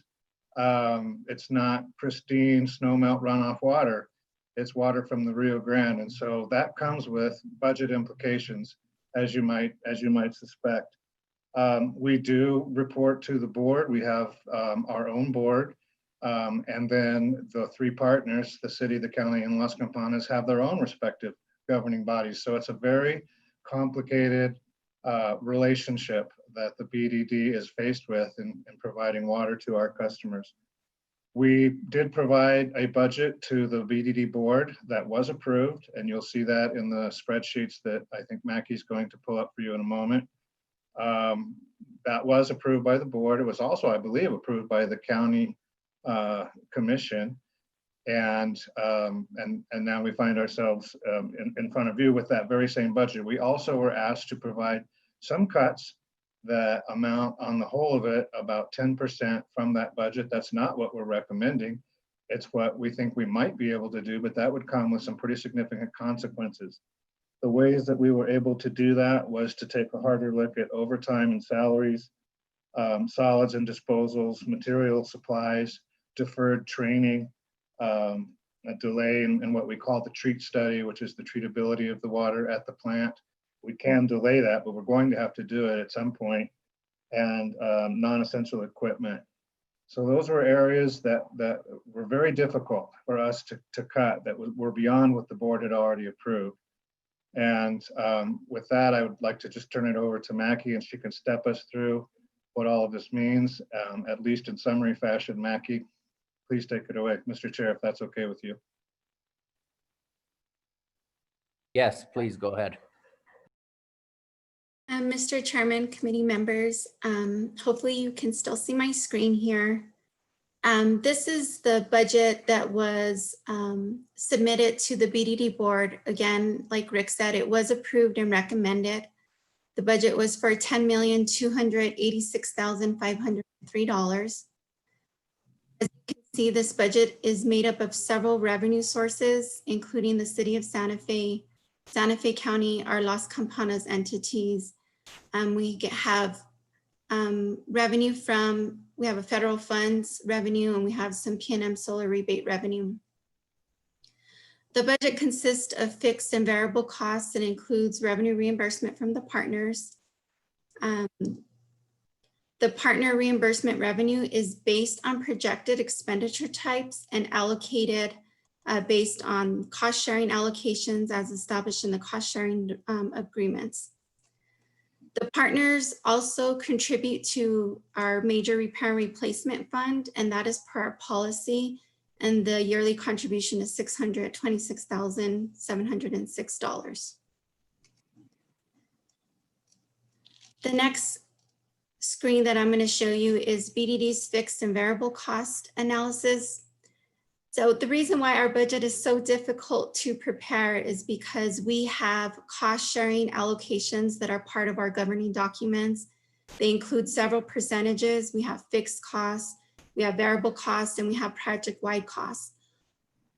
Our variable costs and our project-wide costs are based on water deliveries. And so below, we also ask our partners to provide us their estimated predicted water deliveries that they're going to get for the year. This drives what share of our operating budget is going to get reimbursed by each partners. In the end, it is based on actuals, but for budget preparation, it's based on these estimates that the partners provide.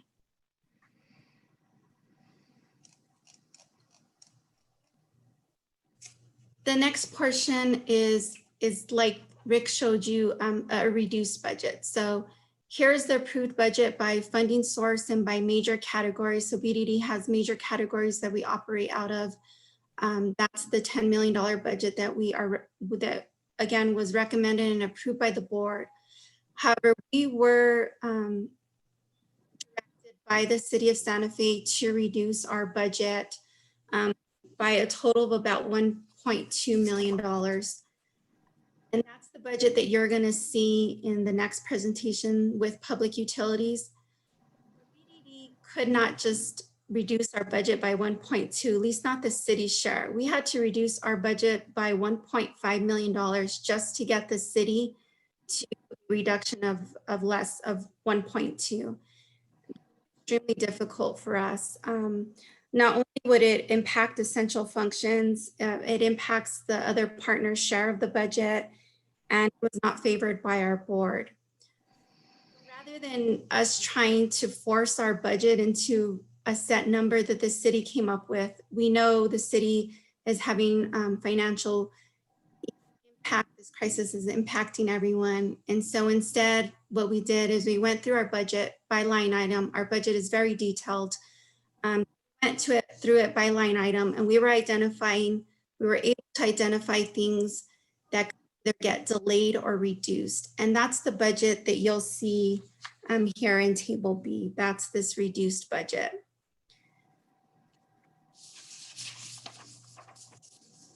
So BDD was able to reduce the budget by $1 million.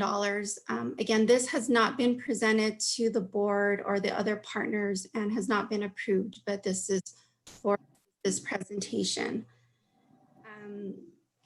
We were able to reduce $1 million, like Rick said, by reducing overtime, delaying filling of one maintenance position, delaying purchase of capital assets, reducing our on-call contracts, reducing or delaying software subscription renewals, promotional items, training programs, such items as that. It's important to know that BDD is in its 10th year of operations, and so maintenance costs are definitely going to increase for us. BDD is also almost fully staffed. We have 2 vacant positions going into the 2021 budget year. BDD is also divided into 7 key programs with essential business functions. Functions are necessary to operate the water treatment plant, maintain full regulatory compliance, fiscal responsibilities, and optimize infrastructure investments through comprehensive asset management. If BDD must reduce its budget to the amount that the city has in its budget, BDD would then delay the city's contribution to our major repair and replacement fund, but that would have to get picked back up in fiscal year 2022. And so they would have to contribute to that fund double the amount that they have in the budget this year. And I would add to that, Mr. Chair and members of the committee, if we delay the city's contribution to the major repair and replacement fund, that'll show up on paper. But as Mackie indicated, we're in our 10th year of operation. We have a lot of equipment that will likely fail and need to be repaired or replaced. And so we'd have to come back anyway and ask for a budget adjustment request. So while we can present that as part of our budget, it may or may not work out that way. And so with this presentation, I just wanted the city to understand how difficult it is. BDD doesn't have cash funds. We can't go back out and ask for money. It makes it extremely more difficult. We first ask from our partners, and that's what funds us. That's what the money we use to operate. And so it makes it difficult at later time to try to get more money back from all the partners. And so with that, are there any specific questions about the budget that was approved by BDD board and other partners or the reduction? Okay, thank you. Are there questions from the Finance Committee? A question I have is regarding, a couple of times you stated that there were going to be reductions to overtime. Now, it's my understanding that this way the staff is scheduled at BDD, and I could be wrong, so correct me if I'm wrong, is that 8 hours of overtime are automatically built into the scheduling that takes place over there. Is that the case? Mr. Chair, that is the case. It's a 36, 48-hour schedule. Through the years of operation, our staff has identified that that is the best schedule. We are now, though, fully staffed. It's been a long time since we've had a full staff and operations. So we've looked at ways to be a little more creative and perhaps reduce some of that overtime. But it's sort of like the major repair and replacement fund. It may not work out that way. If someone calls in sick or something like that, then we're still going to have to call somebody, and that'll result in overtime. But if everything goes, exactly the way we would want it to, then we have identified that we could maybe reduce a little bit of that overtime. Okay, and what is the overtime budget now? How much did you spend in overtime last fiscal year? Mackie, do you have that number at your fingertips? Yes, so last year we spent about $180,000 in overtime, but we were not fully staffed at that time. We are fully staffed now. The approved budget from the board included $150,000 of estimated overtime. The reduced budget would bring that down to about $80,000 in estimated overtime. Okay, and I think Ms. Long said that these employees are city employees? Mr. Chair, that's correct. They are city employees.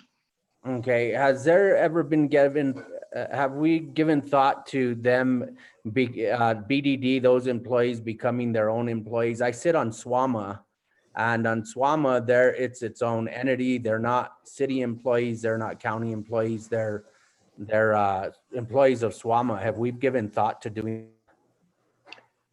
Mr. Chair, the answer is yes.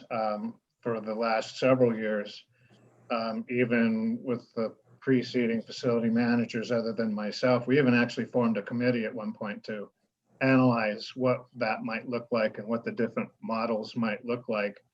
And the SWAMA model keeps coming up as the most likely model that we might want to look at. And those conversations have been going on for quite some time. Are there other questions from the committee?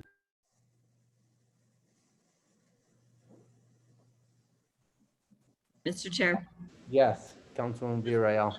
on that point about overtime, you just said that because of staff shortages, there was an overtime of 180, yet you're still budgeting 150,000 for overtime. Why don't we just end up hiring a couple people more instead of having overtime? For that amount, 150,000, you could hire people.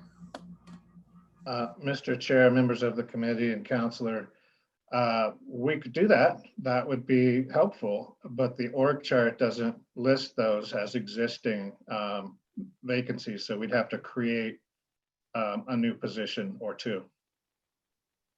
Yeah, really. I mean, I know, but benefits and such would play into that. I just think it would be important instead of spending that amount every single time for overtime. And I know it's a board decision, not ours, but I think we should look at that. Because that could be somebody's, maybe it would help also with like potential burnout for the existing staff to be doing overtime. Just a thought. So, Mr. Chairman, Counselor, I did also want to mention that overtime does include shift and graveyard differential because we are a 24-hour operation. And so the staff does do shifts. And so that is built into that kind of lump sum overtime number. Because it crosses over into another time. I know this is confusing. Can you explain that a little bit more again? Yeah, it is. It's very confusing, but depending on the hours that they work, they get like $1 for shift differential or graveyard. It's like $1.75 more than their pay because they've crossed over to those hours. And I don't have them exactly in front of me, but. Yes, I've heard that and people enjoy that. So I'm also. So that's part of the number there. Okay. Well, I don't know. That's something to consider. It's a lot of money. It could be another position or two, like you said. Thank you. Councilor Rivera. Thank you, Mr. Chair. Just curious, what was the budget for the last 3 fiscal years out at the BDD?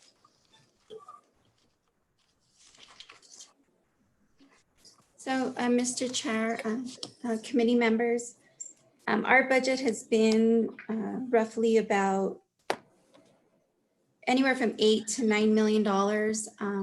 We are in the process of a litigation, and so that has definitely increased our budget. You can see that on my spreadsheet. That definitely has grown over the past several years, and so that has also increased our budget. For fiscal year 2021, that's a $2 million budget. And in years past, that has been anywhere from $1 million to $1.5 million. So our overall budget has been anywhere between $8 and $10 million, depending on what that line item is. All right, and were you guys aware that we were in a severe budget shortfall this year? So, Mr. Chairman, committee members, because our budget has to be prepared way in advance so that it can be recommended for our partners, it was prepared and reviewed by the board in February of 2020. So that was before all of this had took place. So it was Was there any thought about taking it back and trying to make adjustments before the budget hearings today? Mr. Chair and committee members, yes, that's the budget that you're seeing here. So I have the approved budget at $10,286,000. That's what was approved by the board. We did take it back, and we were able to reduce the budget by $1 million. The portion that the city would, it would be a reduction to the city of $735,000 from what we had, recommended. But that is less than what the city will be presenting. They actually want a $1.2 million reduction to BDD. And as I stated before, that's extremely difficult. So it's a reduction from the initial proposal in February, but not a reduction from last year's budget.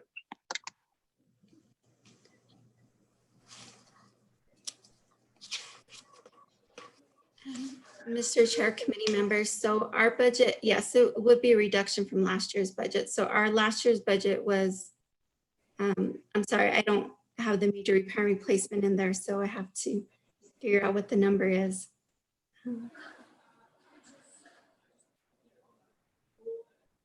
But yes, it is a reduction from last year's budget. We reduced $1 million, so it would be $1 million. The budget that was approved by the board was $32,000 less than what was approved in fiscal year 2020. So it does include a reduction. I'm sorry, how much was that again? So it was 30,000, the approved budget on the was $30,000 less than what was approved in fiscal year 2020. Okay, so you reduced it by 30,000? Yes. Mr. Chair, now members, I'm sorry to interrupt. I would also remind the committee that the lawsuit that we've referenced is, it's extremely active right now. It's front end loaded. The legal team is conducting depositions and have hired a team of expert witnesses. And the legal costs this year are very much more significant than they were in the previous year. And so we're having to make adjustments for that as well. Aren't those usually presented by the city attorney to the governing body for approval on those specific contracts? Mr. Chairman, committee members, no, because BDD is separate from that. So those contracts do get approved by the BDD board. But they do have to be funded by the partners as per the governing documents. Interesting. Ms. McCoy, was there communication with BDD about asking them to do a budget reduction as well? Mr. Chair, Councilor Rivera, our communication would have been through our Public Utilities Department, as they have been through a multi-month budget development process. Again, as Ms. Romero indicated, earlier on in the calendar year 2020, our revenue picture was very different, but it has, as we have progressed and been through two different revenue revisions, our Public Utilities Department has also revised their budget along with our revenue forecast revisions. All right, but since Mr. Carpenter answers to the Water Division Director, would that communication have taken place about the budget crisis? Yes, Mr. Chair and members of the committee, we have regular communications with the Water Division Director weekly, actually, not just on the budget, but the legal suit that we're in and other topics. So I report directly to him and he gets weekly updates, if not more frequently. All right, And that's all I have, Mr. Mr. Chairman, committee members, I think we did get instruction from the Water Division to cut our budget. So the reduction that they requested us to do, again, it wasn't something that we could live with. It would have impacted essential functions. It required BDD to cut its budget by $1.5 million, just the city to a cut of 1.2. Because we have other partners, we have to consider the budget as a whole. So we were able to do some cuts. This is the cut that BDD would be able to operate without cutting essential functions. And that would be a 10% cut to the city's our original budget that was approved. So overall, BDD would cut their budget by $1 million. Yeah, I get that. I think every department in the city has been asked to do that, and most of them have complied, giving up a lot of essential things. So that's my point there. Thank you, Mr. Chair. Thank you, Councilor Rivera. Councilwoman Romero Worth. Thank you, Mr. Chair. I do sit in a unique position since I am on the BDD board and I am also a member of the Finance Committee. Just want to underscore the extraordinary circumstances that we are in that have caused our financial issues on the city side, this global pandemic. None of us asked for it.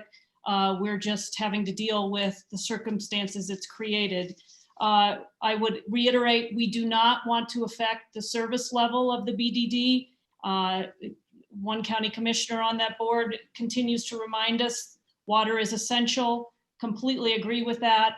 So we certainly don't want to do anything that undermines the ability of BDD to operate and provide that essential service.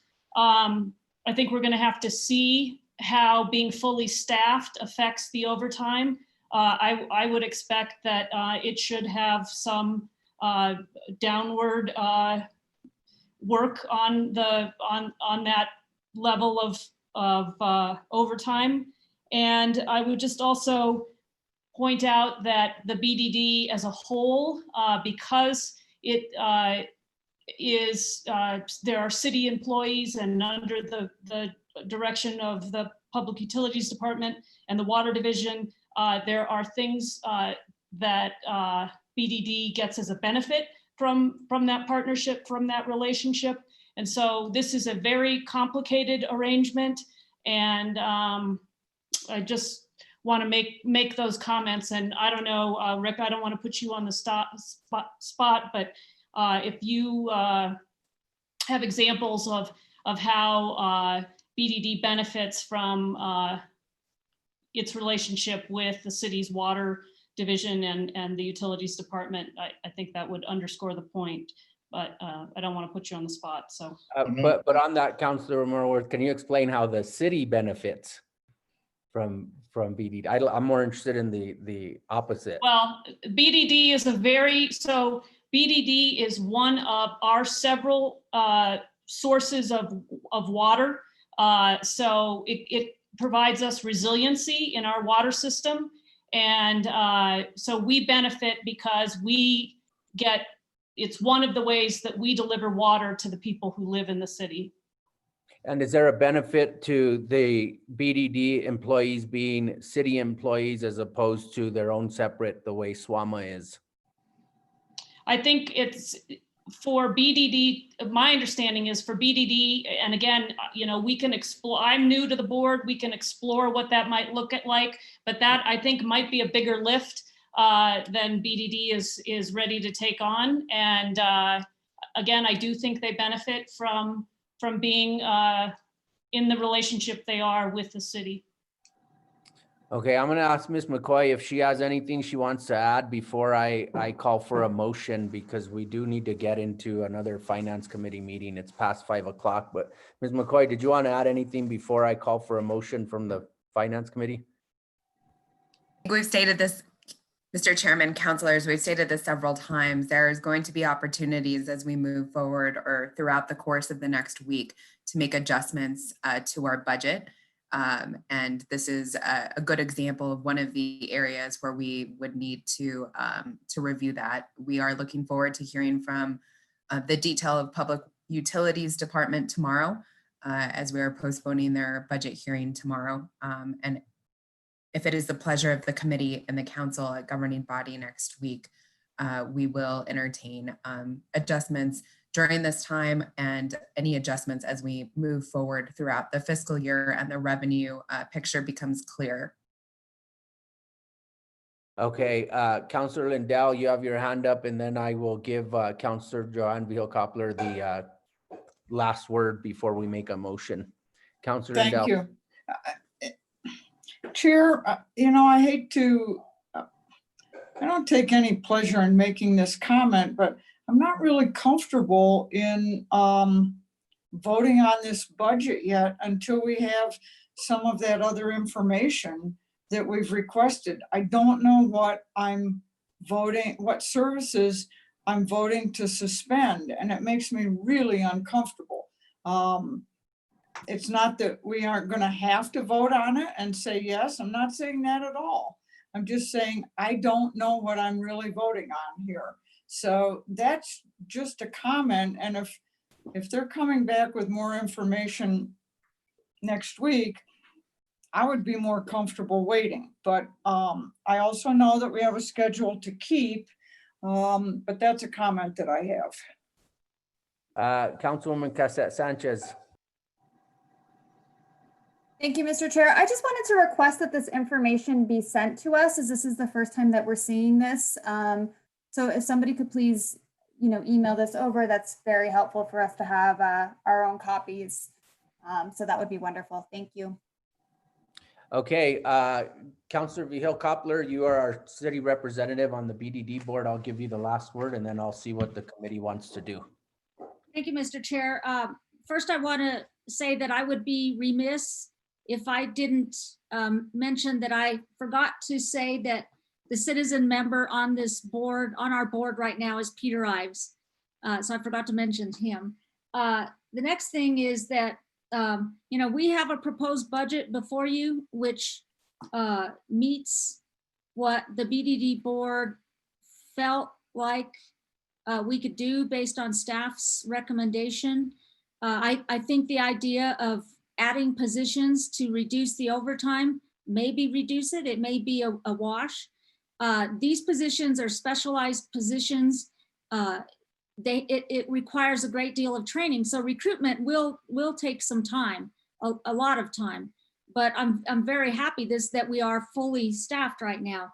But I think that's something that I can bring to the BDD board and we can discuss whether that would be a good option for us. I think it would. With regard to the cuts, I want to elaborate just a bit on Councilor Romero Wirth's points, and that is that no matter how much you reduce budgets, drinking water must still be produced, solid, safe, healthy drinking water, and it's based on anticipated water use. So it's all good to cut a budget, but then, you know, how much do you cut? How much would the city say they want to cut in drinking water? Same thing with the county, same thing with Las Campanas. It all kind of adds together, and that's how this budget is prepared. We do have other sources of water, and if you saw the news or saw the TV reports, we are not taking from the Rio Grande now, so some of this water has to come from the city wells, which is good. I don't know how long that will last, but it is all a piece of puzzle that fits together with water use and with partners and the amounts of money that they're required to put into the fund. So I appreciate, you know, your first of all, moving us up on this agenda. And I also appreciate everybody's comments. And this is the budget we want to put forward, and you have it before you, and then we will take it back to the BDD board. And I suppose we have to take it back to Santa Fe County and Las Campanas. So I thank you for the time that you've given us today. We all really appreciate it. Thank you, Mr. Chair. Okay, thank you. Is there a motion? Councilor Lindell, I see your hand is up. Yeah, I'm sorry, Chair, perhaps I was incorrect in my comment. Are we only talking about this budget in front of us? Yes, just this budget specifically for BDD. Disregard my previous comment. I'll make a motion to approve. Okay, we have a motion for approval. Is there a second? Second. Okay, we have a second. Can I have a roll call, please? Mr. Chair, one moment, please. Yes, for discussion, Councilor Cassette Sanchez.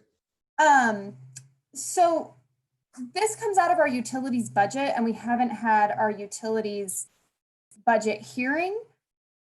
So I would actually prefer to wait to vote on this until we've looked at this in the whole, you know, utilities budget. Let me ask Ms. McCoy for clarification. Can you clarify for us, Ms. McCoy, that's a valid concern. I mean, should we wait until we do the utility budget, or was this already built into the utilities budget? Mr. Chair, I would recommend that you wait. That's why in the schedule, we had public utilities first. So we could go through, as we have with Public Works, division by division, and understand what budget the department is putting forward. Again, we will have time to debate that tomorrow and to review that with Mr. Jones and his team, including Jesse Roche.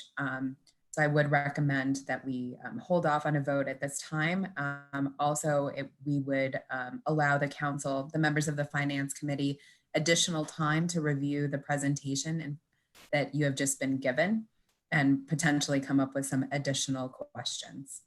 Okay, we have a motion and a second. Did Councilor Lindell, do you want to withdraw your motion, or do you want to move forward? I'll withdraw my motion. Thank you, Chair. Okay, and the second. Okay, so then do you want to go ahead, Councilor Lindell, and make a motion to postpone? Yes, I make a motion that we postpone until after we have heard the public utilities budget. Second. Okay, then there's a second. Can I have a roll call, please?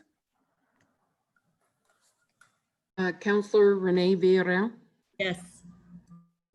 Counselor Signe Lindell, Yes. Counselor Roman Tiger Beta, Yes. and Counselor